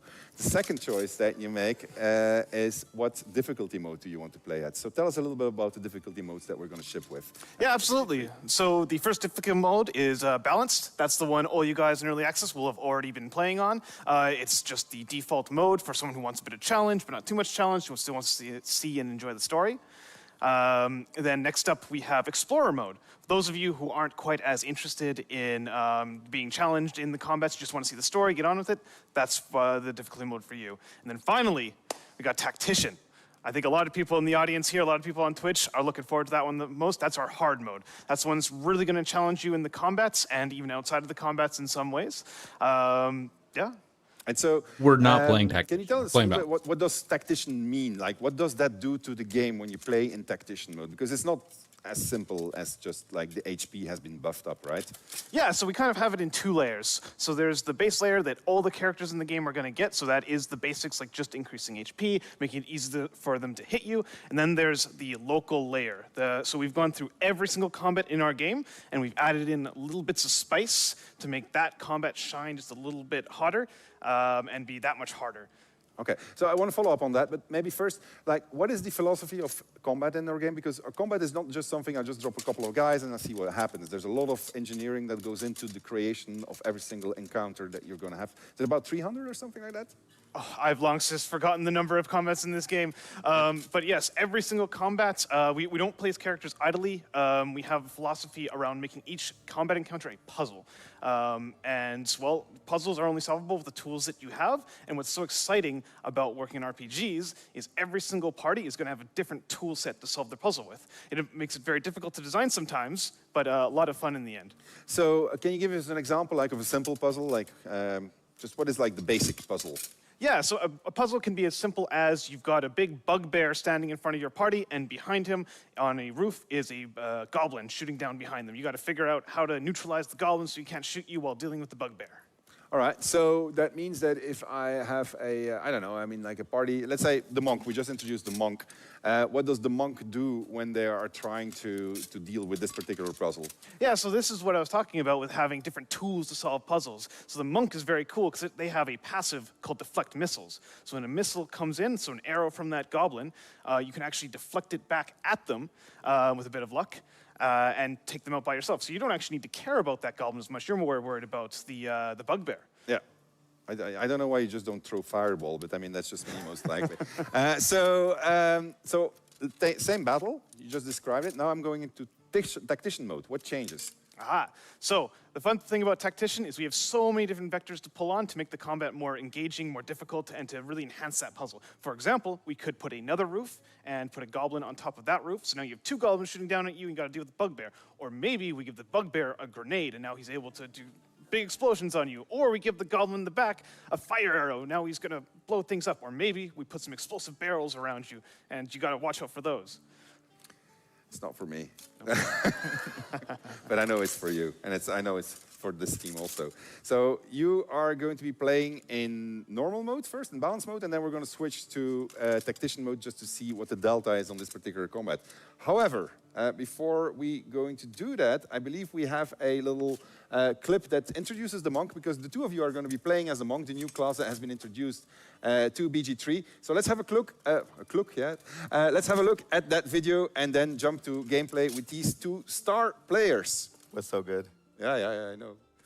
Monks in D&D are inspired by the monastic traditions of Tibet. You will be basically a Kung Fu specialist. We looked at a monk and said, like, what are the key visions for a monk? Like, what do we want the monk to be? And we broke that down again and started describing, okay, so subclasses we want to bring into, we've got Way of the Open Hand, we've got Way of Four Elements, and we have the Way of the Shadows, and each of those subclasses is very distinct in the way it interprets what a monk means. The open hand monk, that's just the classic Kung Fu movies archetype, where one person and with two fists and two legs can knock down the whole room full of enemies. The other one is Four Elements. They basically can cast spells.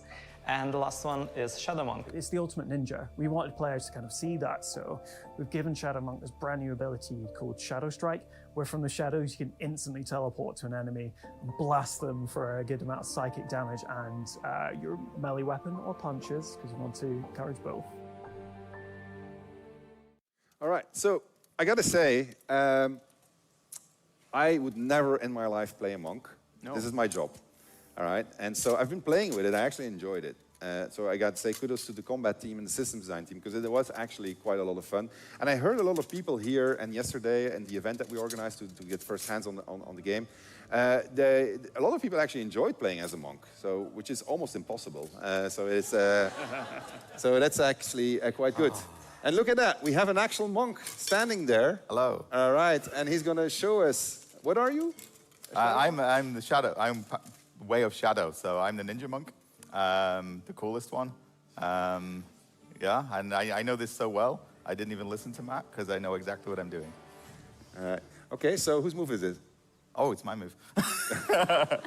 So first thing I'm going to do is, so you may know this combat from early access. It doesn't have to be a combat like anything else, but you walk in here, these goblins ambush you.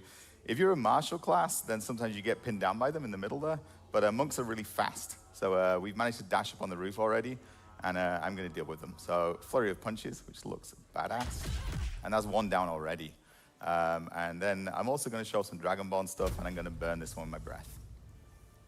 Oh yeah, because that's a racial trait that you get as a Dragonborn. So, yeah, okay.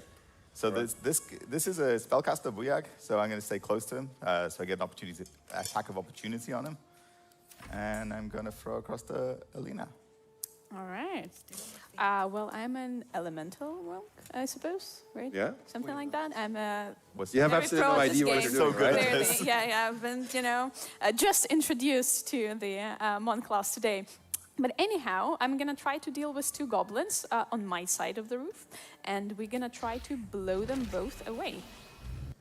And, well, we succeeded at 1, right? So that's good enough. That's better than I would. Right. It's not good enough. Oh. That's fine. I'm okay. So this guy should try and run away from me, I'm hoping. Oh, there's another one down there, but that's fine. We can deal with all of these. So the good thing about the monk is the speed is what I love, because it's my favorite class now, genuinely. And one of the things I like about it is the speed, because you can close on enemies really quickly. You can do hit and run tactics. So while everybody else is prepping spells and doing all that stuff, then you run and you punch someone and you get back into the shadows again. It's great. Now, I don't need to be super complicated about this. Matt promises me that it's going to get much more difficult on Tactician. But right now, we should be fine. So fine that I'm confident enough that oh, sorry, I dashed. Oh, that's okay, yeah. So I'm going to get down here, and then I can jump through here, beat this guy up. We've won. Ignore the scream. That is all as intended. All ninjas scream. This is what they do. All right, I'm gonna dash with my. Oh, did I dash? Actually, oh, I guess I did. I don't know. Yeah, that's it. Almost got this one, goblin. I can see the hands of the masters in action. It's impressive, right? You want to put them in tactician mode. Yeah. I mean, they've got it under control. We've done this in Tactician mode half a time. Listen, my mode is a story mode, so. Wait, what? No, but so I can get up here, and I get this one cornered. These little ranged guys, it's just fun to beat up on them. So I do have other abilities, but I don't need them right now. I can cast Darkness as a Shadow Monk, so I can blind this guy. I've got Silence, so I can create a sphere of silence around myself. Useful for dealing with magic users. I've only got 2 hit points, I just noticed. That's not ideal. All right. Let's finish this one off, and we'll, I guess, go help Adam. I don't need. Looks like you're handling it, though. We're handling it very well. I mean, again, the mobility is great because you get these little archers, and I mean, it's a goblin. So, this is deflect missiles. So, hopefully, you can send this straight back at him. How cool is that? All right, that's pretty cool. And then I will finish this one off, and that was a little bit too far. You finish this one off, novice. It's fine. I wanted to handle this on our own because I'm the master, and you need to you teach not by example but by. What does it do to you, Matt, to see this in action? He's thrilled. You know what? I see a master like this teaching a young Padawan how to improve. It's very beautiful. Oh, all right. I'm happy that it makes you happy. Okay, let's go Tactician then. Yeah, let's reload and see you do the same thing in Tactician. They're only goblins. All right. Who's the host? I guess me, yeah? Yeah. Helping down characters tutorial. I don't know why that came up. All right. Let's find out. But the thing is that I would have been helped back onto my feet. It would have all been fine. It's. Well, we see how you do on this one, Adam. So this is one of the ones that I was talking about before. We've given it a pretty cool treatment for Tactician mode. So not only will all the goblins now have fire arrows, I've added a few little spicy explosive surprises all around. I'm still not listening to him. It's fine. We're going to be absolutely fine. And can you? Yeah, go. Sorry, I'm sorry for interrupting. I just wanted to, because there's something that he didn't mention, and I thought it was really cool. Tactician mode is not only your little spies, the AI is also cranked up, right? That's true, yes. Yeah, can you tell me a bit of the things while these guys are trying to go through it? Well, maybe you should keep an eye on it. Before, don't move, Adam. Hold that move. Tell me about Brutal AI. All right, so brutal AI, we want to make it feel like you're going against a DM that's, you know, trying to push you to your limits. So this is going to manifest in ways like attacking your more squishy characters. So going back to the bugbear and the archer, maybe the archer's going to try to pick off Gale because he's in the back and squishy. And some really smart characters might even start targeting you for your concentration spells, trying to break those off. Wait a minute, I always play as a wizard, so this has consequences. Oh, just don't use concentration spells, you'll be fine. So if I do like, I don't know, give me an example of... Let's say, Cloud of Daggers. Cloud of Daggers, that's the one. Thank you, I was trying to figure it out. Okay. Cloud of Daggers requires concentration. Put it in front of a bad guy, right? Yeah, so you expect the big bad guy to walk through it? As it goes in video games. Yeah, maybe the goblin's going to try to shoot your guy concentrating on the Cloud of Daggers. Instead of what their closest target would be, or the target that would have a higher chance for them to hit. Yeah, yeah. So it's going to shoot at my mage. Potentially, yes. So you got to be really careful and really smart about how you position your characters, how you're going to protect those characters in the back, and keep those concentration spells up. Right. You need to know the rule set also when you're playing a tactician, right? So because you really need to start getting every single advantage that you can, because otherwise you're going to get obliterated.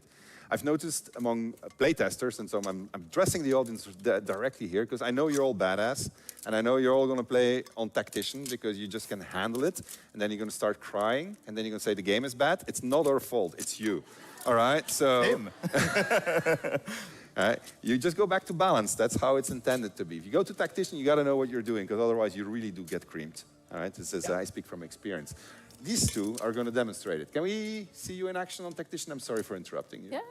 That's absolutely well, fine. you're able to change the difficulty on the fly, right? True, also, yeah. Here, so we switched it to tactician, and I guess, yeah, shall we?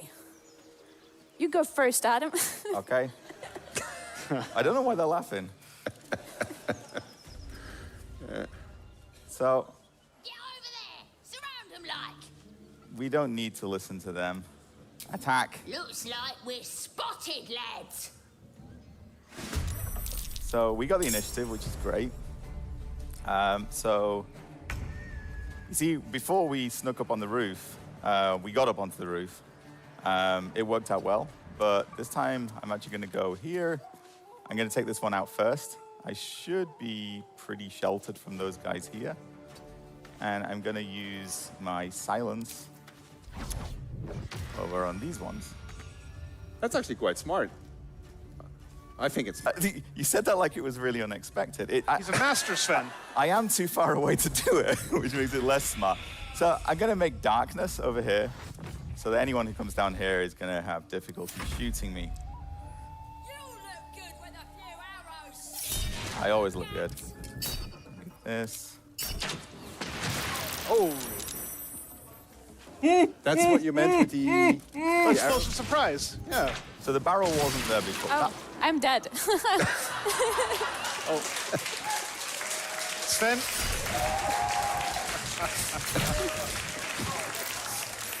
I assume you're applauding that I'm still standing. Hold on.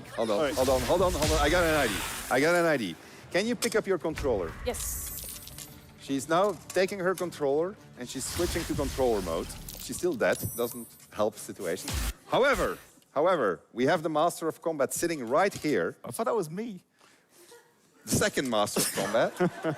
And he is going to demonstrate how well he knows this game by making all the difference. Matt Holland, with a round of applause, please pick up the second controller. And switch to split screen. All right, so tell us what's going on, Matt. So we are now playing in local split-screen combat here, and player 3 has entered the game. So unlike these guys, I have decided to get ahead of the game. I didn't go in right away. I decided to sneak up behind the goblins. See, they're in combat, but the goblins haven't noticed me yet, so I get the opportunity to get a cheeky little shot off here. Actually, you know what? Let's do some Dragon Breath. See how they like that. It seems your actions have earned you an enemy. They didn't like that very much. You weren't an enemy actually yet. Yeah, they didn't know him. Yeah. Cool. And because I used my action to do the breath, I only have my bonus action left, but that's all right, because now I get to punch it. We like punching here. All right, that's one down. and I'll end my turn. Maybe you want to guide Adam? What? Just accept advice from the master when it's your turn? I'm dead. Yeah, me too. Are you? Yeah, we're just Oh, lying we're there. very dead. Oh, you're Yeah, all yeah, dead. yeah, Yeah, I can't see it from here. I didn't even Usually get to we do survive for anything. 2 I just walked in there. Did I too? They got me too. No, Adam did something. You passed the darkness. Faster. You gonna solo this? Oh yeah, our sound. We lost our sound. It's the sound of my silencing skills as I accidentally loot a corpse. All right. I don't know. This looks a bit dicey, even for the second master. But I'm gonna go in. Are you telling me you're gonna die? That was the these are classic no ninja move promises. again. And I'm gonna try to kite them here and end my turn.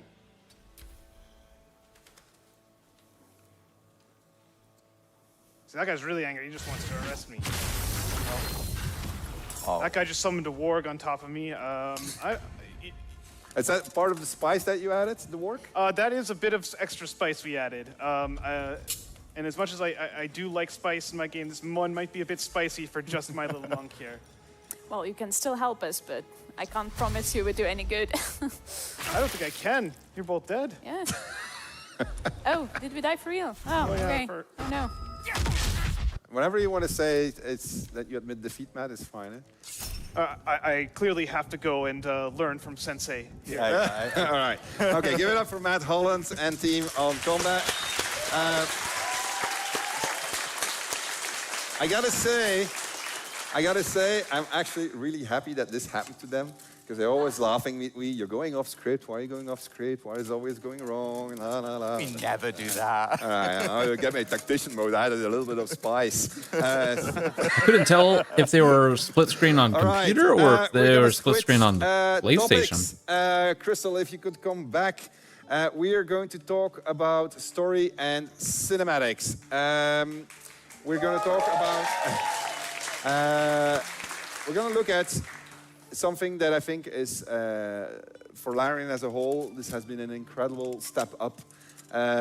With DOS 2, we made a reasonably good game, which was a lot of fun. But what it didn't have was immersive storytelling in the sense that you couldn't see it. You could only imagine it because it was just text and subtitles. And so as we started on BG3, we want to make it all cinematic. We said we want to make a cinematic game, but we don't want to compromise. We want to keep all of the branching that we had before, but we want to tell it now in a visual story, in a cinematic way.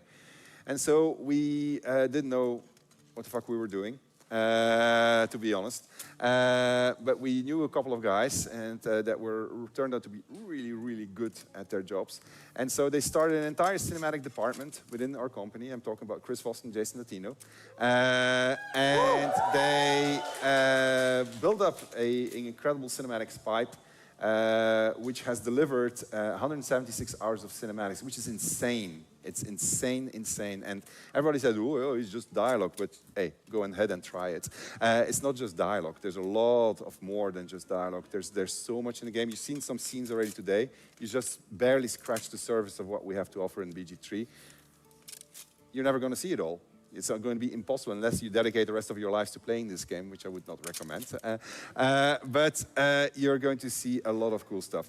Let's have a look at what they have to say for themselves. Video? Well, this is the first time that Larian's really engaged with cinematic content, especially at this level of fidelity and this quality. So all of this had to be built sort of custom. It was sometimes difficult, sometimes challenging, but ultimately we ended up with something that we're really happy with.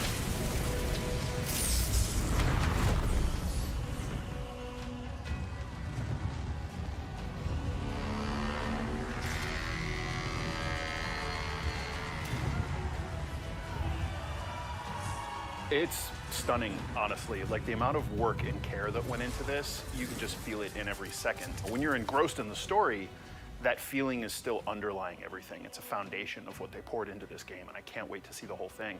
I love how it blends cinematic feel and playing D&D feel. We aim to capture that feeling of an epic adventure, and we want to translate that into a rich visual experience for players. Animation-wise, being able to bring all these creatures to life with all their little mannerisms, their little behaviors, for the players to see that, it adds a whole new level to the experience. The thing that makes Baldur's Gate enjoyable and like a D&D experience is these really diverse cast of characters that you could have join on your adventure. Fans of D&D who are familiar with the lore and fans of the previous series will be familiar with iconic locations such as Elfson Tavern, the Worm's Crossing, and obviously Baldur's Gate itself. From the start, we wanted to really capture the feeling of being around the table. So the main challenge was usually scope. And that is something that our cinematics team and our writing team had to deal with, a huge scope of all of the possibilities that whatever you can do. It feels like a modern evolution, sort of a faithful glow-up of the original. The scope of the story majorly grows as you go further and further into Act 2 and then Act 3 eventually. So what you have seen in Act 1 is only a glimpse of how the story begins. One of the big conversations that we have is making sure that we're reinforcing what the player has done along their journey and what they have yet to do and where their possible effects could be. The amount of mocap and VO that we had to shoot to sort of cover all those different permutations, it is a large task, but ultimately I think it's going to be like such fan service and give people the play and the reaction that they expect based on their choices. What the player will be fighting against, obviously all of the classic and fun Dungeons & Dragons characters that we could really cook up. You know, everything you can imagine. And then we also have our main antagonists, like Gortash, Orin, we have Ketheric as well. Orin is one of the most fascinating people that I've ever had the chance to work on. She is relentless. She is new just antagonist. A law unto herself. Her perception of the world and her position in it is truly terrifying in a lot of ways. Everything about her has been informed by this utter admiration for this horrendous deity that she worships. Obviously, if you align with them, and if you actually choose, I wouldn't say the evil path, because the game is very nuanced, right? But if you do, you know, go along with some of them or some of the choices, you'll have them on your side. Shall we be allies?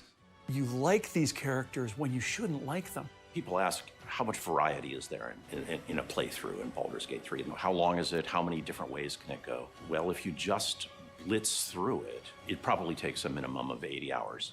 If you make any kind of distractions whatsoever, if you get involved in the game and start to flesh out your own experience, it can run many times that in length. Every time that you come back into the game, there's a new path to discover.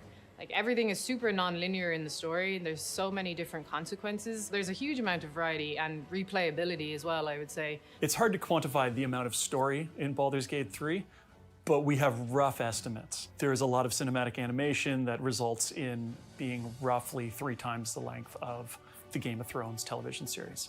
Word count, there is approximately 1.9 million words being spoken or written. It took me 2 weeks just to get through Act 1, talking to everybody and having all of these adventures on the side and finding every last person I could talk to and exhausting their dialogue tree and then moving on. They recombine based upon the choices that you make and that the characters react to in ways that make them feel much deeper than superficial. The more we progressed the project and the more cinematics were introduced and the camera kept getting closer, the more and more people feel immersed into their character, into the world. The way we make sure that the immersion of the player would be consistent between gameplay and cinematic is how the lighting encodes the character where he is. If he has bad thought, the lighting can react and become darker. And if he's actually happy and overjoyed, you can see a reaction as well.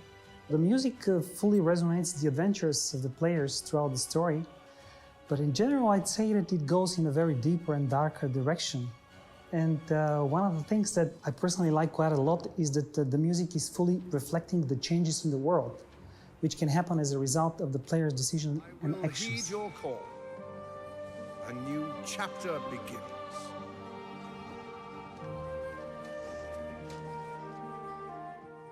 We have such a holistic approach to everything. We are just inundating the They are player going with underwater. all of this feedback and all of these rich visuals and rich sound and rich music that we just give them this total experience right from the first step into the game. I mean, I think people are just going to be shocked and amazed by the level of quality and the level of realness that we provided them. The ambition just grew and grew bigger, and it was never about where's the limit, but how to push that limit.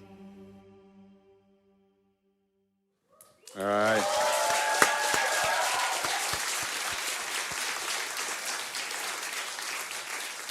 So, it is a thing of beauty. It's absolutely incredible.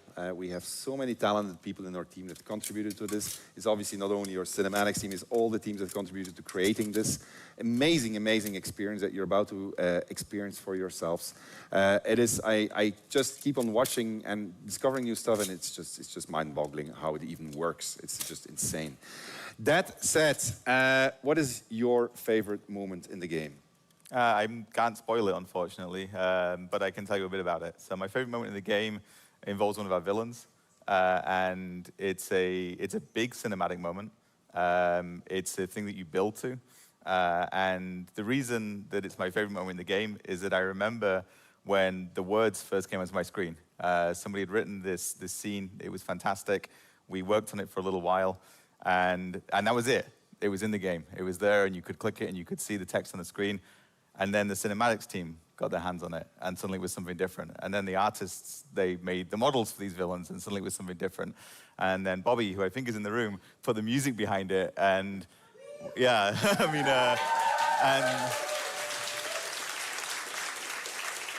and the people performed the voices, and the people performed the motion capture, and the scripters made it all work, and the engine behind it. And all of these things come together, and I remember seeing those sentences on the screen.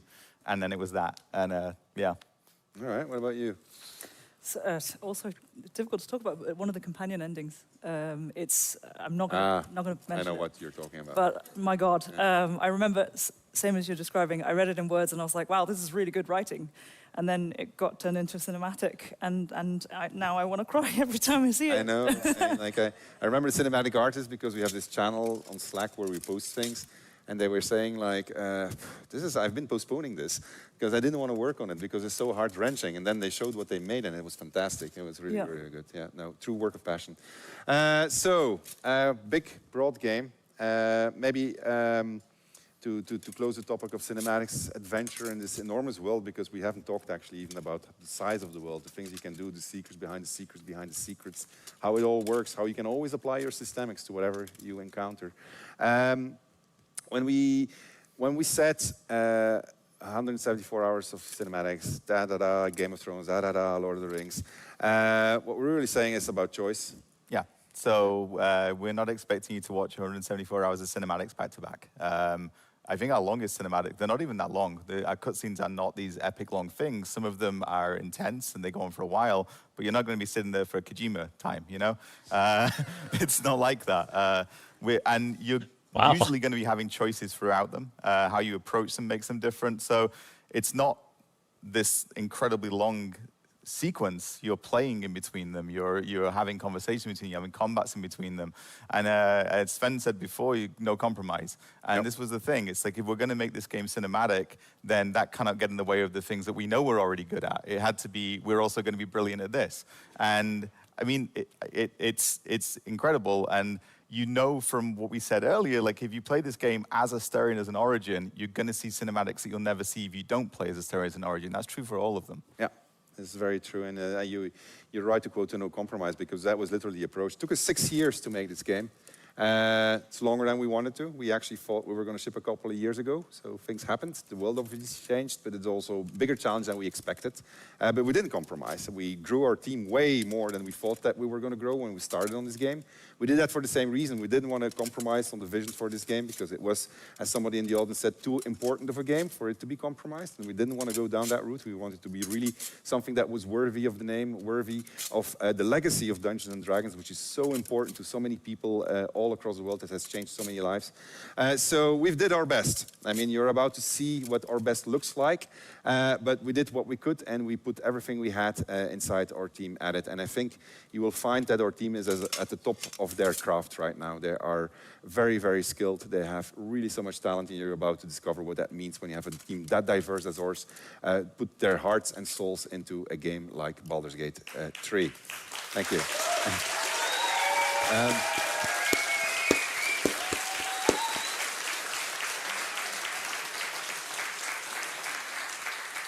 All right, I am coming to the end of the panel from hell, but not quite the end. So we're going to do a couple of things. Adam and I are going to go on a little bananas playthrough. These things never go the way that we want them to go. So we're going to do the full outro here, and then we'll see what's going to happen, because we're going to take some creative risks, as they say. So what we're going to do is we're going to spoil a bit of the game also. So that's another reason not to watch the rest of the show if you don't want to be spoiled. But what we're going to do is we're going to show you a section of Act 2. And we are going to show you from two different perspectives. I'm going to be the good guy. He's going to be the bad guy. And we will have made choices that have led us there, that have led us to this particular moment.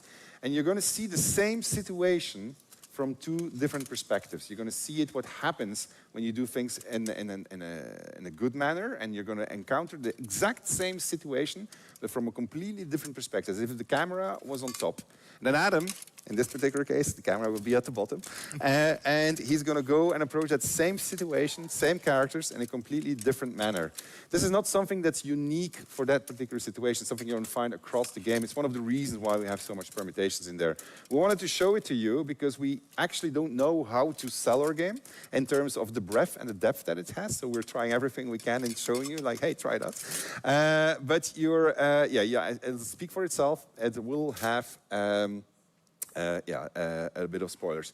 And then after that, we're going to spoil even more, because Nick really wanted to express something about himself that he's been guarding for himself the entire development time. So we're going to discover Nick's deepest secret. Show us multi-classing. In gameplay. We're going to switch to our PCs I would love to see the multi-classing. I'm going to go to my outro, but I think I've said everything I had to say, other than there's a few hundred collector's editions left, and that will be the last of them.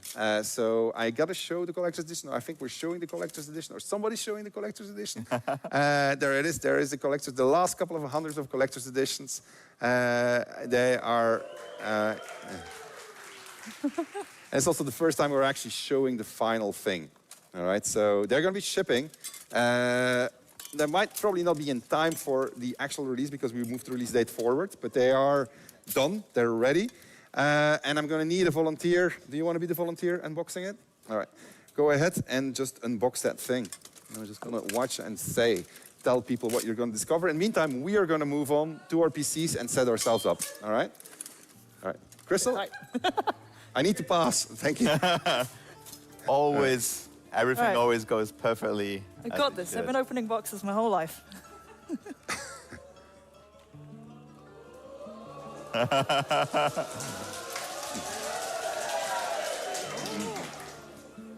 All right. We have. It's now the envelope.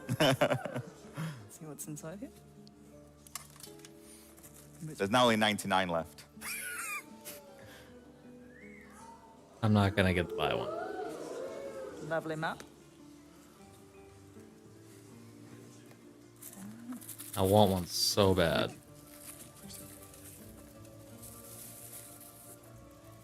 Hey, it's the very first one. We have some lovely character sheets.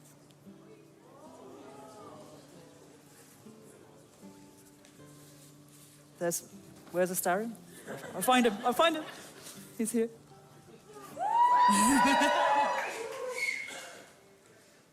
They open up inside. Some lovely stickers.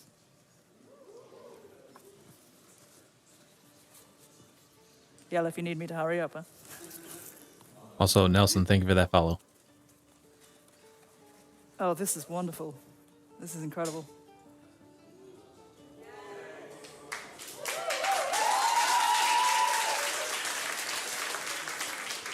give you a quick glimpse inside, just a little bit.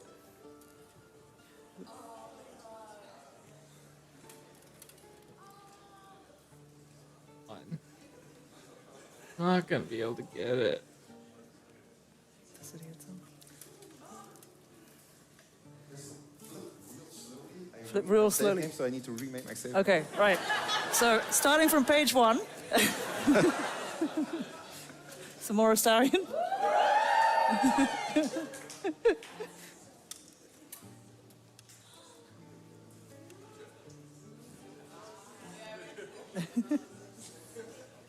There's a lot of pages.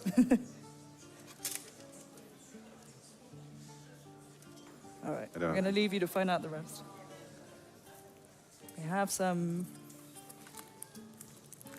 card packs. Oops, sorry. Okay. Oh, there's something big in here.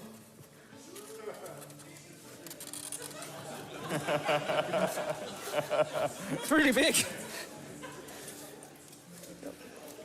It's a tadpole. Oh. Look, it's ginormous. I do the little things. There's some build-up. That's metallic dice, right?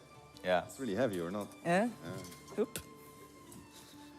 That's why you're waiting, Crystal. Huh? Before you do that. Apparently we were banned on TikTok because of the bear scene.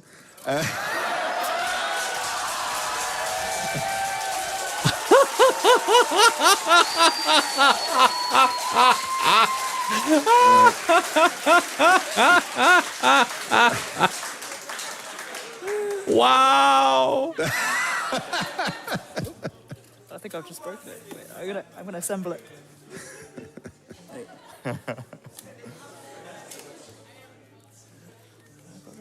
Ooh, no. Wow. There's no cops here, right?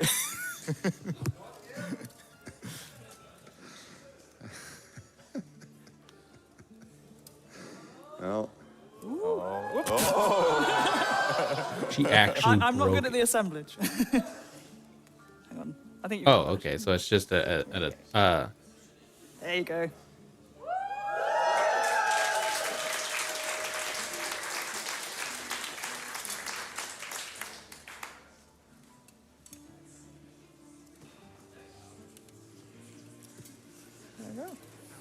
All I right. think.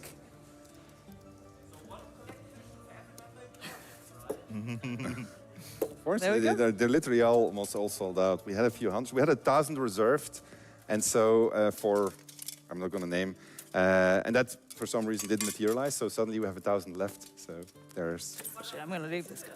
And what a coincidence, yeah, indeed. But there's only a few hundred left now, so they went really fast. What am I doing? There you go. I'm doing this. I'll leave that guy out. All right. I want one. What can go wrong?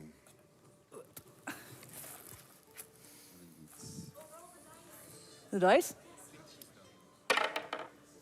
5. That's promising. All right. Adam? Yeah? I have, while the stream was going on, I remade my save game using cheats. I think I did. I didn't need to. I know, you were better prepared than I was. But people have been using this PC to rehearse Yeah, it, so yeah. my things were gone, which is fine. I trust the game. So we'll see if that trust is warranted. So we're going to get started with the last part. So we did the official outro. This was the official goodbye. Thank you, chat. You were fantastic. Thank you, audience. You were fantastic. We're going to go now in the after show. The after show, which is going to be a bit of gameplay. It's really cool. Spoilers, chat. It is very spoilery. You're going to meet one of the bad guys in the game. You're going to see those different perspectives, and then we're going to arguably see a very fucked up person. And then we're going to end.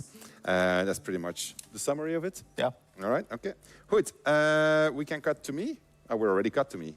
I am Dark Urge, and I have just discovered this little hamlet inside a place called the Shadow Cursed Lands. What came before?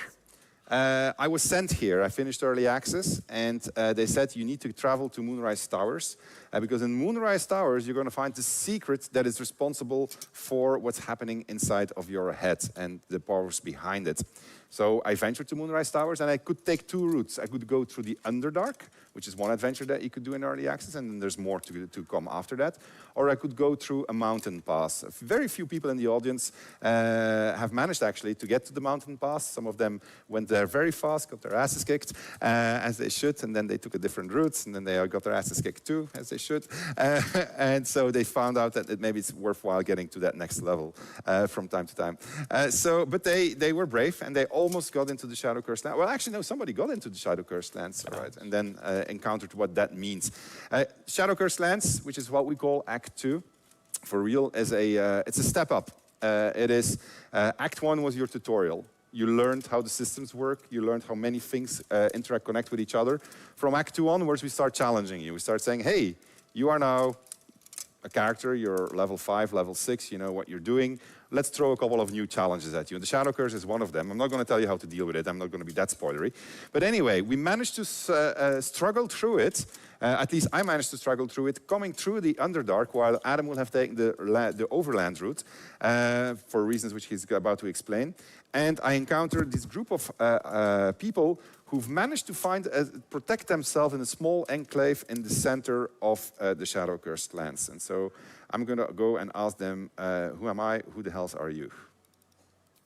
I don't have any sound. You have sound? Can we have sound? Is there supposed to be sound? Come. Ah, there we go. Jaheira.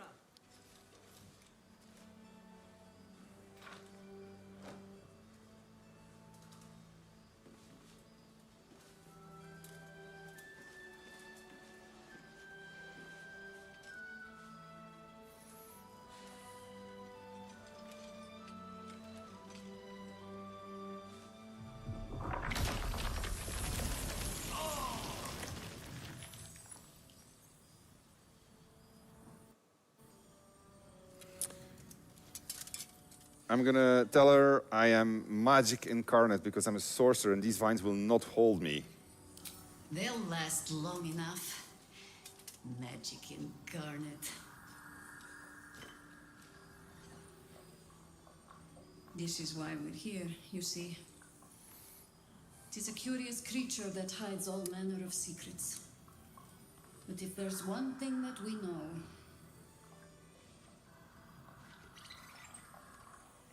it's that it knows its own kind.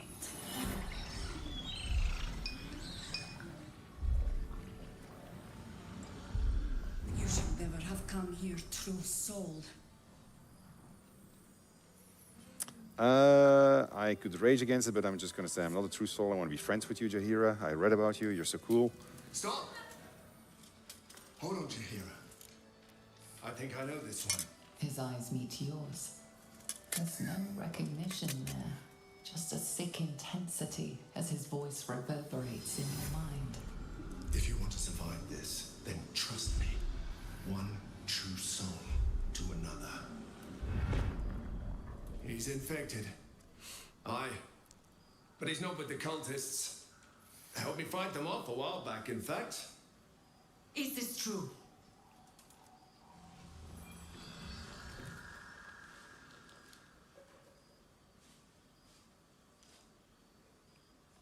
Interesting.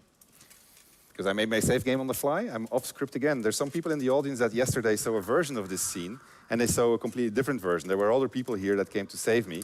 Now I am in a more difficult spot because I will have to, well, I'll have to lie, but this guy obviously infiltrated her camp. Then again, I'm Dark Urge, so I don't really care. So I'm just gonna, I'm just gonna say, yep, it's true. How is that possible? The tadpole is afraid of me. I've met no sorcerer that powerful. Met many. Now speak plain. How do you have control? Fine, I'll show her the artifact. The artifact is a spoiler which is responsible for my protection. You see, my companions really don't approve of this.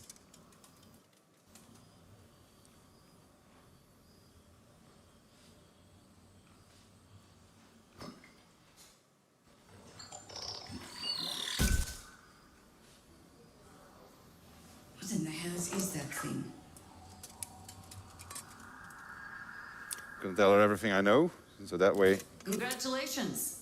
You've earned yourself the benefit of the doubt. Hear me, Harpers. All clear. At ease. I'll not pretend to understand what that artifact is. But I'm old and wise enough to recognize a sliver of hope when it crawls out of the dark. Tell me, why have you come here? I want a cure for my parasite. Then our interests align. We must all cure ourselves of the entire cult of the Absolute. There's food in the inn over there. Beds too if you require rest. Aloe oil in the cupboard in case the vines gave you a rash. Settle in. Then come join me for a drink. You may just be the godsend we've been praying for. All right. There's more where that came from. So this place can come in multiple configurations, depending on which party I have, what composition, what decisions I made. In this particular case, it's an interesting one because we got this traitor in there. Red means now that's a different matter. Rare.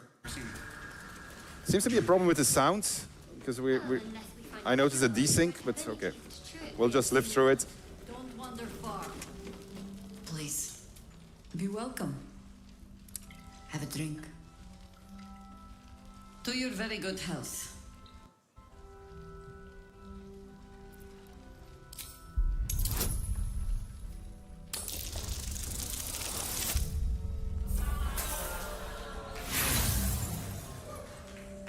You perceive inviting hints of cedarwood and blackberry. Nothing out of the ordinary. I assure you it's quite safe. Bottoms up. You can see that my party is fairly distrustful and they don't approve of anything that's distrust. That's because they're on an evil path right now. Well over a century old, and yet it hasn't lost a hint of flavor. Still not quite so sure, but people tend to lose more than just flavor when illithids get their hands on them. I speak from experience. There's an air about you. Something alien. Answer me true and do not lie. The parasite is changing you, isn't it? It's trying to win me over, but I'm resisting its temptations. And you're certain you will continue to resist? We'll see.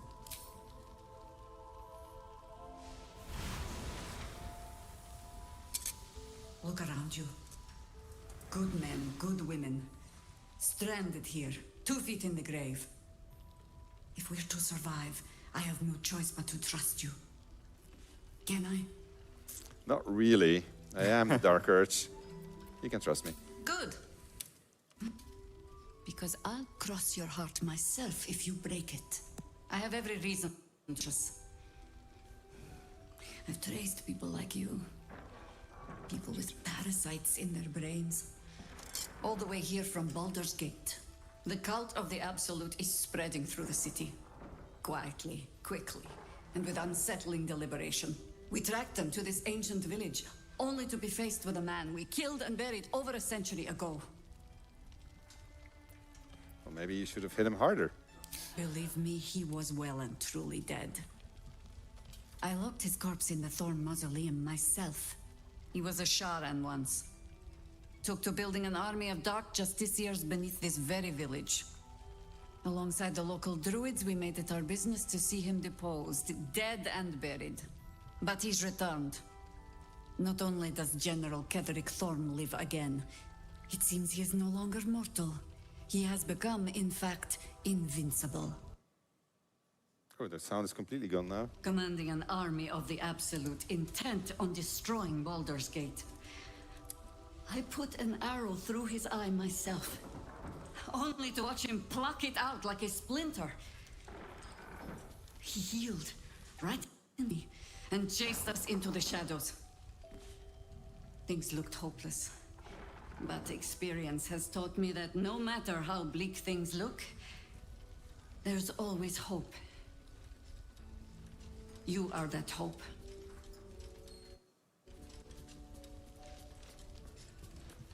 All right. Well. Really? No. I do. Protected by your artifact. You can infiltrate his forces at Moonrise Towers, posing as a true soul. Find out what it is that makes him invincible, so we can strip him of his advantage. Once Ketheric is without his shield, the sword, together we assault his tower and put a final end to this blight. All right, all right. Without a cure for your infection, your days are numbered too. Yet you selflessly offer to spend them fighting alongside us. I like you. I promise I will do everything I can to make sure you survive this. Any cure starts with understanding the disease. Whatever magic Ketheric's using to control these tadpoles, it must be at Moonrise. All right, well. Before you go, there's somebody else you should meet. You're not our only secret weapon. Isobel, a faithful cleric of Selûne, and a light in the darkness. She cast the moon shield at run. It's the only reason we're still alive. She's upstairs in her chambers. Tell her I sent you, and she'll see you through the shadows safely. All right. So I'm gonna go. I'm not gonna do that. I'm gonna just go away and try to deal with it on my own, because that's how I play. And I'm gonna pick up a quest from these guys, and then we will see what's gonna happen with that. Meanwhile, I think we can already cut to Adam. I'll pick up my quest and I'll go put myself in position. All right? Okay, we switch over. This is no ordinary darkness. It feels powerful and familiar. These lands have been blessed by Lady Shar. You must learn more about her presence here.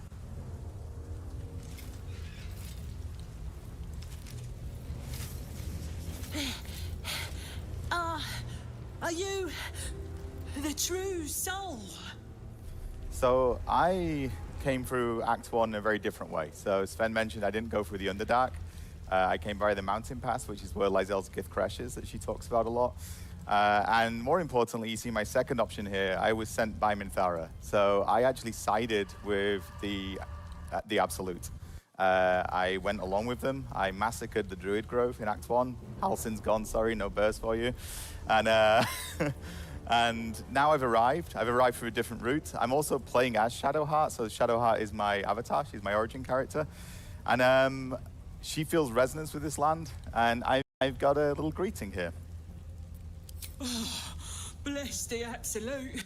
I couldn't take standing out here much longer. Grab a torch, stay out of the dark, and move fast. The shadows have eyes. Go on. Now, I'm not going to grab a torch because I'm Shadowheart, and I am one with Lady Shar. So I think I can probably navigate this curse without help. You'd also notice I'm alone. Got a lot of trophies of companions in my pockets. You see the Shadow Curse lands, it's incredibly bleak. There's color, there's these blooms spotted around the place. I can feel her. And there's chasms everywhere. It's a very, very sinister place. But I've got friends here. And my friends aren't sheltering. They belong here.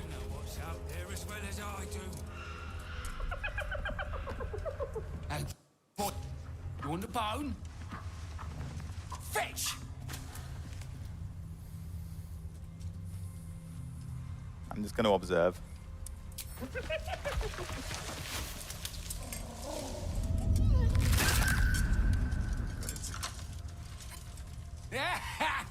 You see that blighter go? Swallowed whole by the Shadow Curse. Bet he was pure tasty. You're the true soul we're taking to Moonrise, I'm guessing. I am. I was sent here by Minthara. Right you are. Go through and talk to Kansif. He's been waiting. I will, but I didn't like what he did to the hyena, so he can go get the bone. Wait, you're joking, yeah? As you all know by now, I don't Ready make to go. jokes. You just need to tell Kansif inside. I'm a cleric of Shar. This is Sharon Lands. I'm going to tell him that I'll strike him down with the power of the divine. So you want me to I mean, I'll just go and,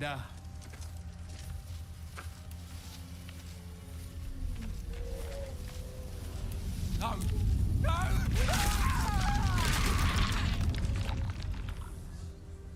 Shadowheart approves. True soul. An honor. Did you bring the lyre? I did. Minthara gave me a lyre. She told me that playing this would summon a guide through the darkness. Then pluck a tune, and our guide will come scuttling. Now, I'm a cleric, not a bard, but...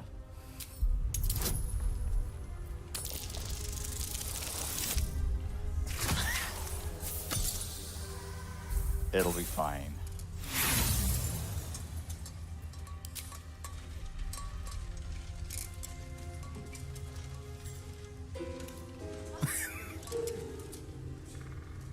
Beautiful.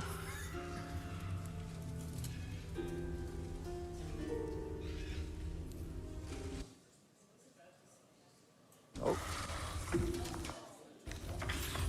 Fire mistress, what are they doing to it? Greetings, in the Absolute's name. You have been charged with guiding us. New flesh for you, my queen. But who are they? Best introduce yourself. Perhaps you'll listen to a true soul. So, I think these are far more interesting friends than the Harpers. And I'm gonna see if he will take me to Moonrise, as I was told. And you? What are you? Apart from a torturer of liars. More faithful of the Absolute. She needs a guide to the tower, same as us. Your minds connect, and you hear a whispered voice. The Absolute. Or just the echoes of his fractured mind reverberating in the dark.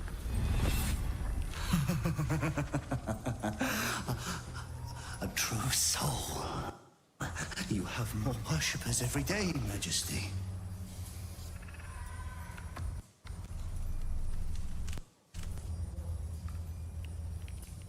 Yes, yes, she'll do nicely.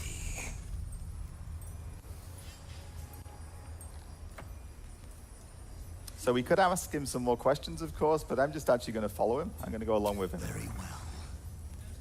Gather the flock. Bless us again, Majesty. Shine your light. Protect us. Come, follow and stay close.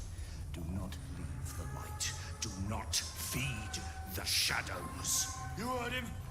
Move out! So now we're traveling through these Shadowcursed lands. As I said to you, Shadowheart doesn't need protection here. These guys do. That's why they got the torches. Torches will protect you unless you go too deep. Shadowcurse gets more dangerous the deeper you go. They should stay in the light.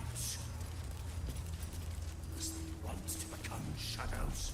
So we're going to stay with him. You can see this border here. This is from this lantern that he's carrying. And that's what's actually protecting us. I do want to loot this outhouse, but I'm not going to. It's too risky. They must keep up. The shadows are hungry. And this is a pretty vast place, the Shadowcursed lands. But I've got a guide, so we'll get to Moonrise. Never good when you fail a perception roll. Patience. Majesty, you bless us with patience. Wait. Something's wrong, Majesty. Who's there? Show yourself! Harpers, attack! Kill the cultists and get that lantern! Heretics! Villains in the dark! These Harpers are clearly enemies of the Absolute. They could be worthwhile allies. But defend the guide and you may preserve your cover as a true soul. So I'm going to switch back to Sven now while I decide what to do here. When you come back, you'll see what I did. You can make a guess. But you see, I started on this route, so I've gone this more evil route. I'm with the Dryder, but I still can switch sides. I'm not locked into this route. I can go with the Harpers now. They don't know who I am yet. I'd have to explain myself, but we'll see where Sven is. So I am... To your church every day, my queen.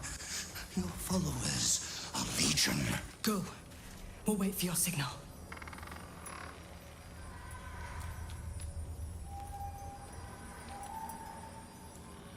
Your faithful stand ready, Majesty. Soon we march. Soon the world will bow to you. Here, we're boss. Something moved up there. Want me to drag it out? All right, so I went with the Harpers. We went on a mission. We want to steal the mechanic that the evil guys are using to traverse the Shadowlands because we can't get closer to the Moonrise Towers. So I'm going to use my tadpole trying to convince them that I am a true soul. So clear your throat to make yourself known. Knowing that I have the full power of the Harpers behind me. What's this? The Drider's eyes cut through the darkness, locking on you as your parasite squirms with excitement. Your minds connect, and you hear a voice whispering to you. The Absolute, or just the echoes of his fractured mind reverberating in the darkness. One of your true souls, my queen. How have they survived? All right, I'm going to say that the Absolute protected me. You bless them too, my queen. Where is their lantern? I'm going to say the Absolute guided me to you. I got +4, +3, so I should be good. I'm going to add a bonus with another guidance roll. I think I'll manage.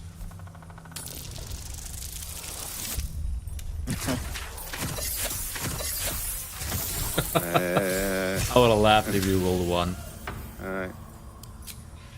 Majesty, is this true? Did I not serve you well?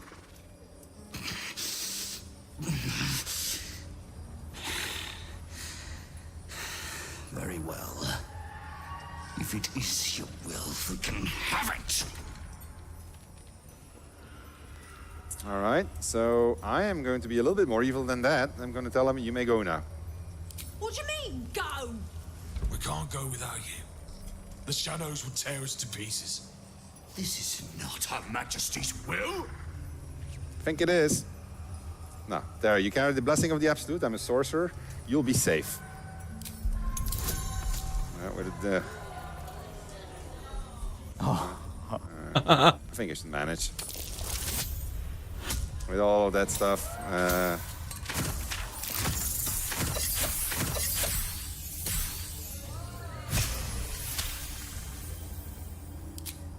If it is Her Majesty's will. You can't be serious. You know what's out there. If it is Her Majesty's will, then we shall walk! She will protect us.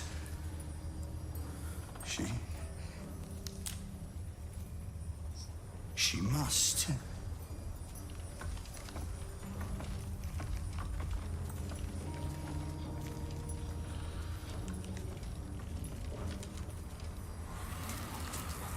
Majesty! Please! I'd never believe it if I hadn't just seen it. Nicely done. Now let's see what we've got here. All right, let's go and have a look at that moon lantern. Okay. Oh, that is cruel. The lantern gives off a chilly glow, protecting all in its vicinity from the surrounding shadows. Incredible magic. I can feel the light lifting the shadows, even those within me. Oops. We expect no less. You notice a tiny pixie trapped within. These fey creatures are infamous for their trickery. Sometimes playful, sometimes malicious. Oh, please! Oh, golly me, oh my! You must release me or I'll die. This lantern only lights the way when I am hurting night and day. All right, what are we going to do? Release it? Use it? I'll let chat decide. So what is it, releasing it? I hear more releases than I hear ignoring, so we're gonna... It looks like releasing it.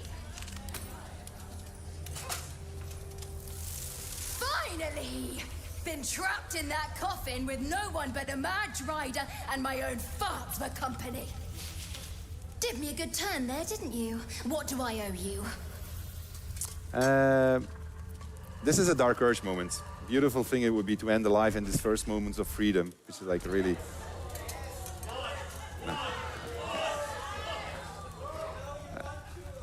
I do, but I'm going to refuse. I'm going to ask for help, because I need to show you something. Will I? Yeah, sure, why not? Here, give this bell a shake. Speak the magic words and you'll get what you've earned. Protection from the shadow curse. What more could a dingus want? You're welcome. And off she goes. All right, so, Adam, will you... Yeah, you want to see how I'm getting on? Get to see some interesting things. Almost makes the mortal peril worth it. So if we move back to me now, I will show you Shadowheart's continuing adventures. Can we come back to my screen? Oh. I was heading out. Thank you very much. So I'm not going to show you the fight, but the Driders are now mincemeat. Sorry, the Harpers. The Dryder's absolutely fine, don't worry about him. And by the way, I always say this at this point, but I'm the bad guy here, apparently. Because I think the Dryder's quite a sweet fellow. So we have actually arrived at Moonrise Towers after slaughtering those Driders. Harpers, sorry. New meat, Drider. Oh, the Queen said them. Her Majesty's flesh grows full and glorious. Helped us with some harpers on the way too. They're shadow bait now. Move. His thoughts seek yours, searching, grasping. Your parasite squirms in recognition. Disciple Zarel's in the Great Hall. She'll be wanting to see you. You, head on in. The others will go in, but I will go up. My Queen summons me to her chapel to be in her presence. I hear you, sweet Majesty. I am coming, my Queen.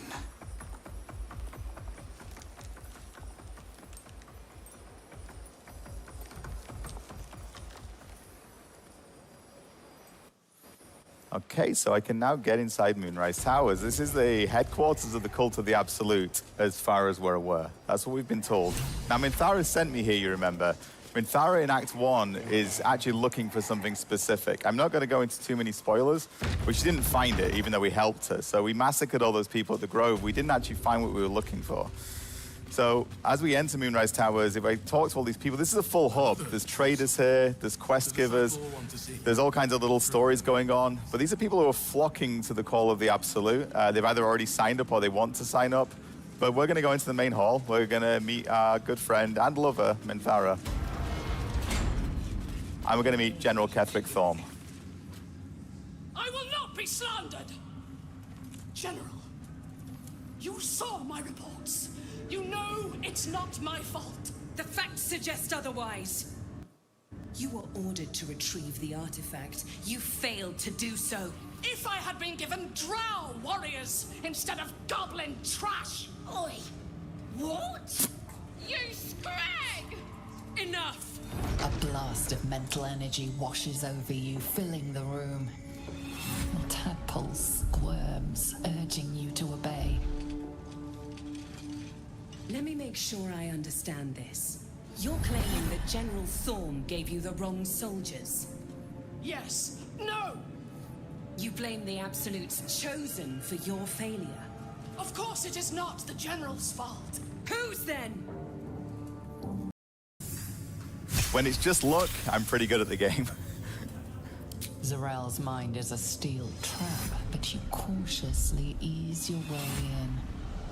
You just need to shift her focus a little. I'm being unkind. Anyone might have struggled with such imperfect tools. Goblins are prone to failure. Yes, it's the goblins' fault. They failed you, General, not me. General? Take Minthara below. Someone will have to consider her fate. No! Please! Mercy! Please! Bye-bye, princess. And the goblins, General? You, true soul. You have seen what these creatures are capable of, and you have seen their inadequacies. Isn't that so? What is your judgment? We did as we were told. We're loyal to the Absolute. Tell him! Enough! True soul, tell the General how the goblins served our cause. Well, I did see the horrors they committed in the Absolute's name. I committed those horrors alongside them, so I'm going to pick 2. Thank you. It's good to be appreciated. I'm sure they were very enthusiastic. But zeal without efficacy is for children, not servants. We are too close to the ending and the new beginning. I can coddle failure no longer. Kill them quickly. What? No! You creaking old bag of shit!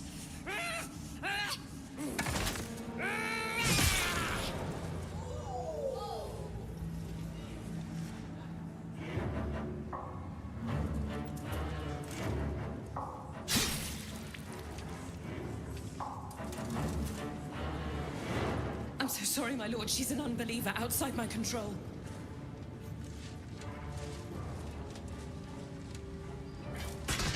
Try again.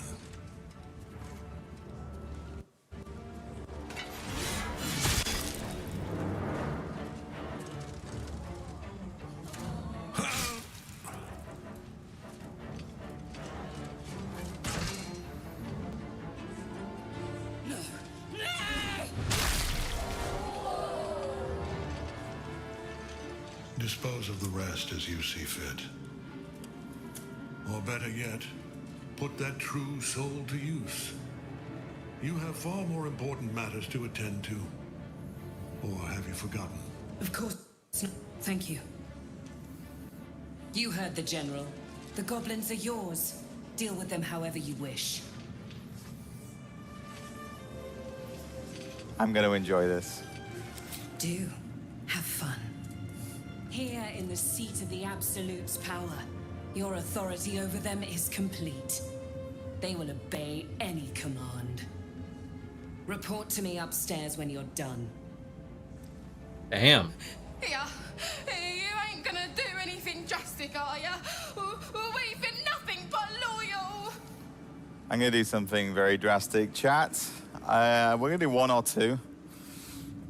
We're not going to do 3 or 4 because that's not the kind of person I am right now. Oh. Wow. Yeah? It's guts. No, please.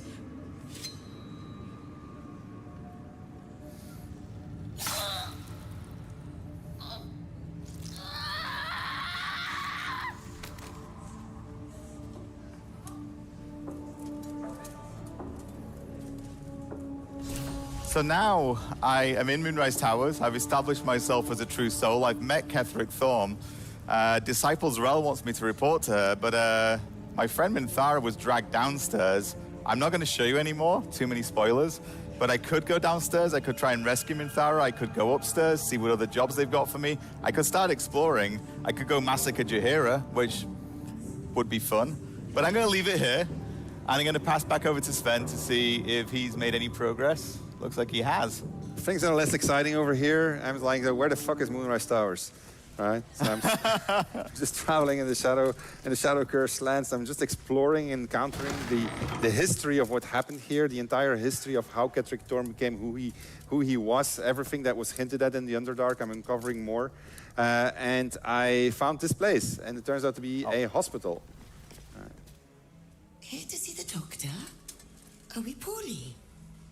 Are we desperately poorly? Oh, not so well. But well enough to wait. Your line, and you will be seen. All right. So, I'm going to... I need to see the doctor right now.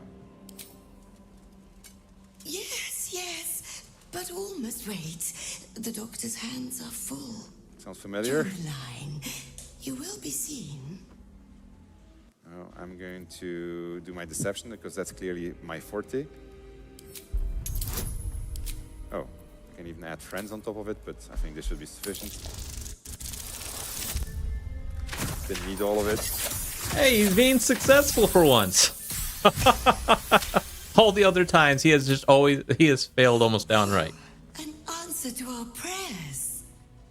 Down to the theater. Be swift. Be saved.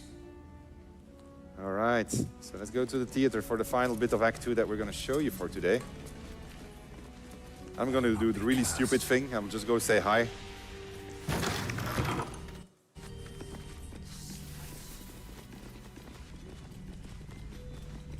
So something's happening here. The objective of the Scalpel Sisters is to soothe. For the Scalpel indeed is an extension of Something went wrong. Yeah.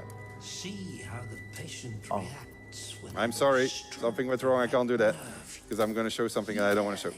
All right. So, I'm going to have to go to the main menu. My version has been suffering. I don't know if the sound, because my sound was very off-synced. I don't know if that came through. So we're not going to end on this finale. I'm really sorry. But I mean, as you could see, we had to reset midstream, and that caused some technical difficulties. From which we didn't 100% recover, unfortunately.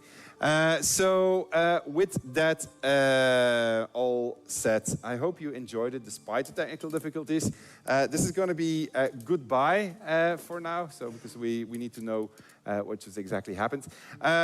Nonetheless, there's a lot of stuff for you to discover in the game. I hope you are going to enjoy it when it releases in a month from now. Yeah, I mean, I got it. Oh, you have it? Yeah. Okay, all right, go for it. Give me 1 second, and yeah. All right, well, Adam's going to do what we wanted to end on.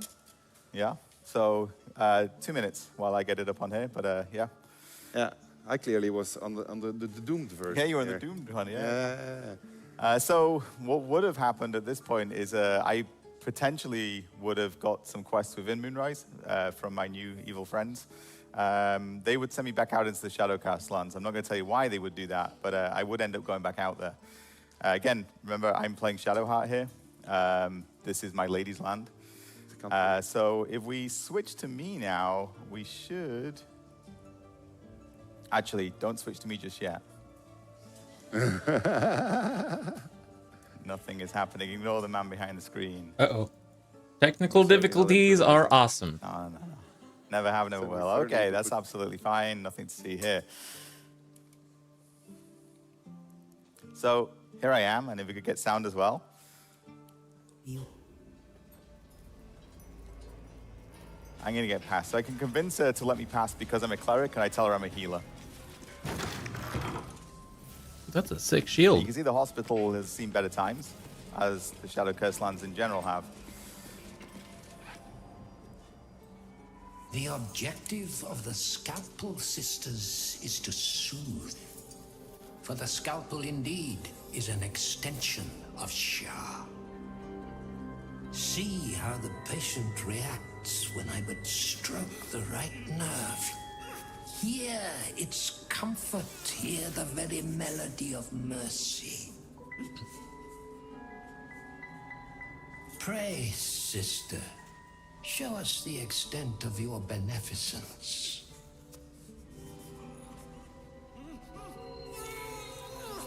Stop. Stay your hand, for it slaps where it should stroke. We can hardly hear the patient's sighs of solace. Perhaps it is our unexpected audience that makes you quiver. Come, step forward. I can see the love of Shah darken your eyes. Be welcome. So he recognizes that I'm a Sharon, and I'm going to say you teach Shah's ways with grace, but for such an altered being. Not altered, sister. Elevated. Long have I basked in Shah's embrace. A vessel of her will I have become. Tell me, what is the guiding principle of the goddess? I'm not going to let chat vote. I know my dogma. Precisely. Absence. No other word captures the heart of Shah so very perfectly. It is the scalpel-led journey that leads from pain to peace. See?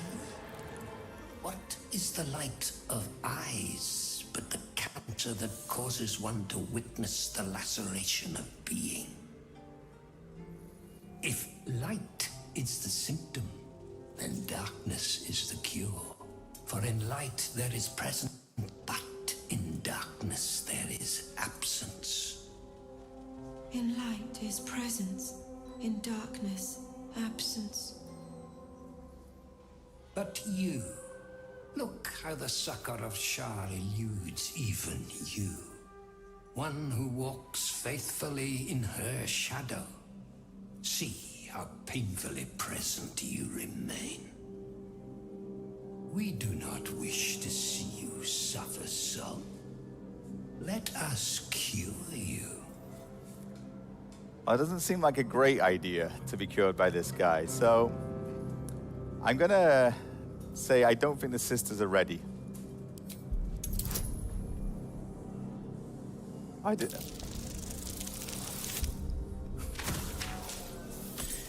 think I'm okay. I should have inspiration. Yeah, I've been gathering up inspiration as I played. So, fingers crossed.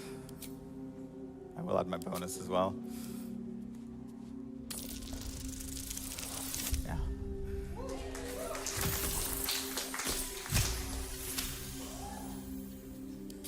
Their incisions are, as yet, still straight with imprecision.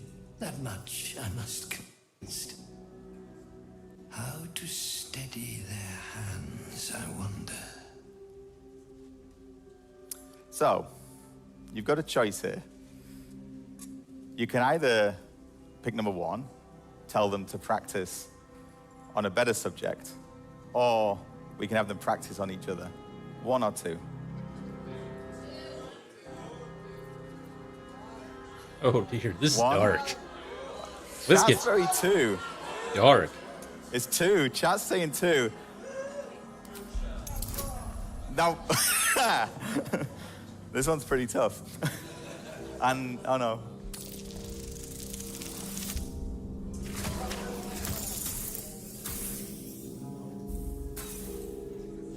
So like everyone else in BG3, if I fail this, then it's not the end of the game. I can fight this guy. We don't know what'll happen if I fail, but if worst comes to worst, I can fight him. Worst may be coming to worst. Oh dear. Look at that one. Where are your harpers now? Yes!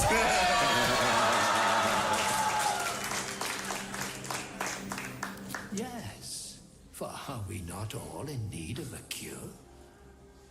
The scalpel does not discriminate. Let each and every one of you partake in its soothing journey. Absent sisters, acquaint yourselves. It is a proud moment when one sees one's teachings so lovingly taken to heart.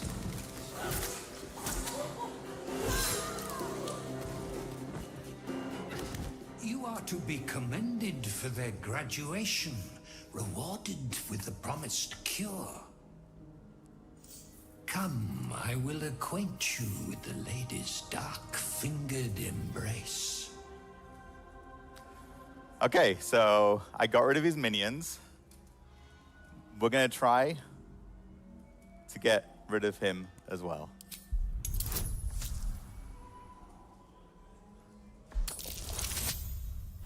Yes. What? No. Oh no! No! He needed a 3. Last one. How much did you give yourself? 4. I earned this. So, inspiration is shared by the party. All the party members I killed earned this for me. Oh, wait. Yeah. There we go. This is better for you, because this is a lot of fun / horrible. / Your horrible. diligence is exemplary. Very well. Your own scalpel you will be. Observe, then succeed me into the succor of Shah.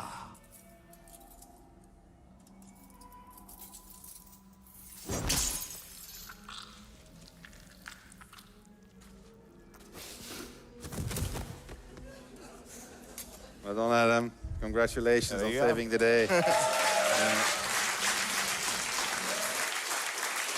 All right.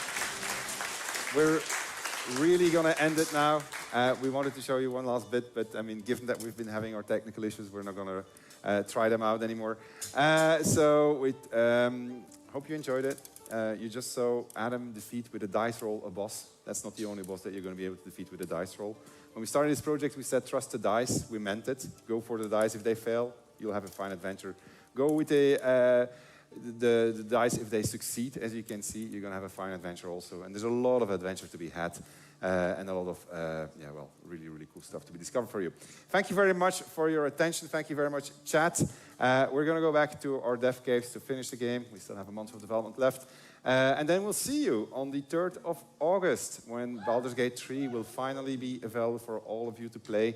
Remember, you buy it in early access, you get access to that digital collector's edition. These things are probably sold out by now. Maybe there's a few. I would still try, but I guess they're going to be sold out. Yeah, have fun and have a great rest of the day. Take care, everybody. Bye-bye. Thank you. That was great.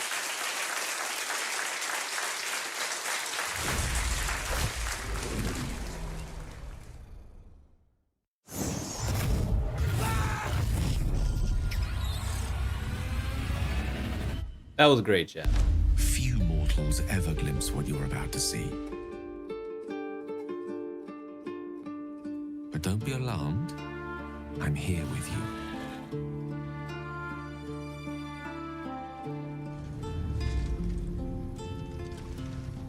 Now, open your eyes.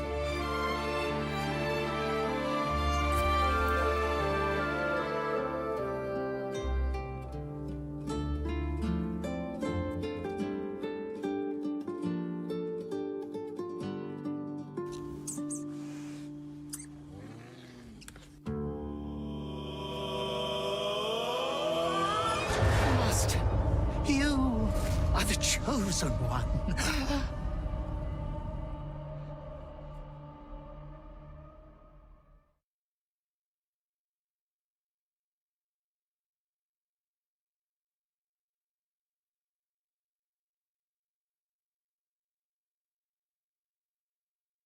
That was great, chat.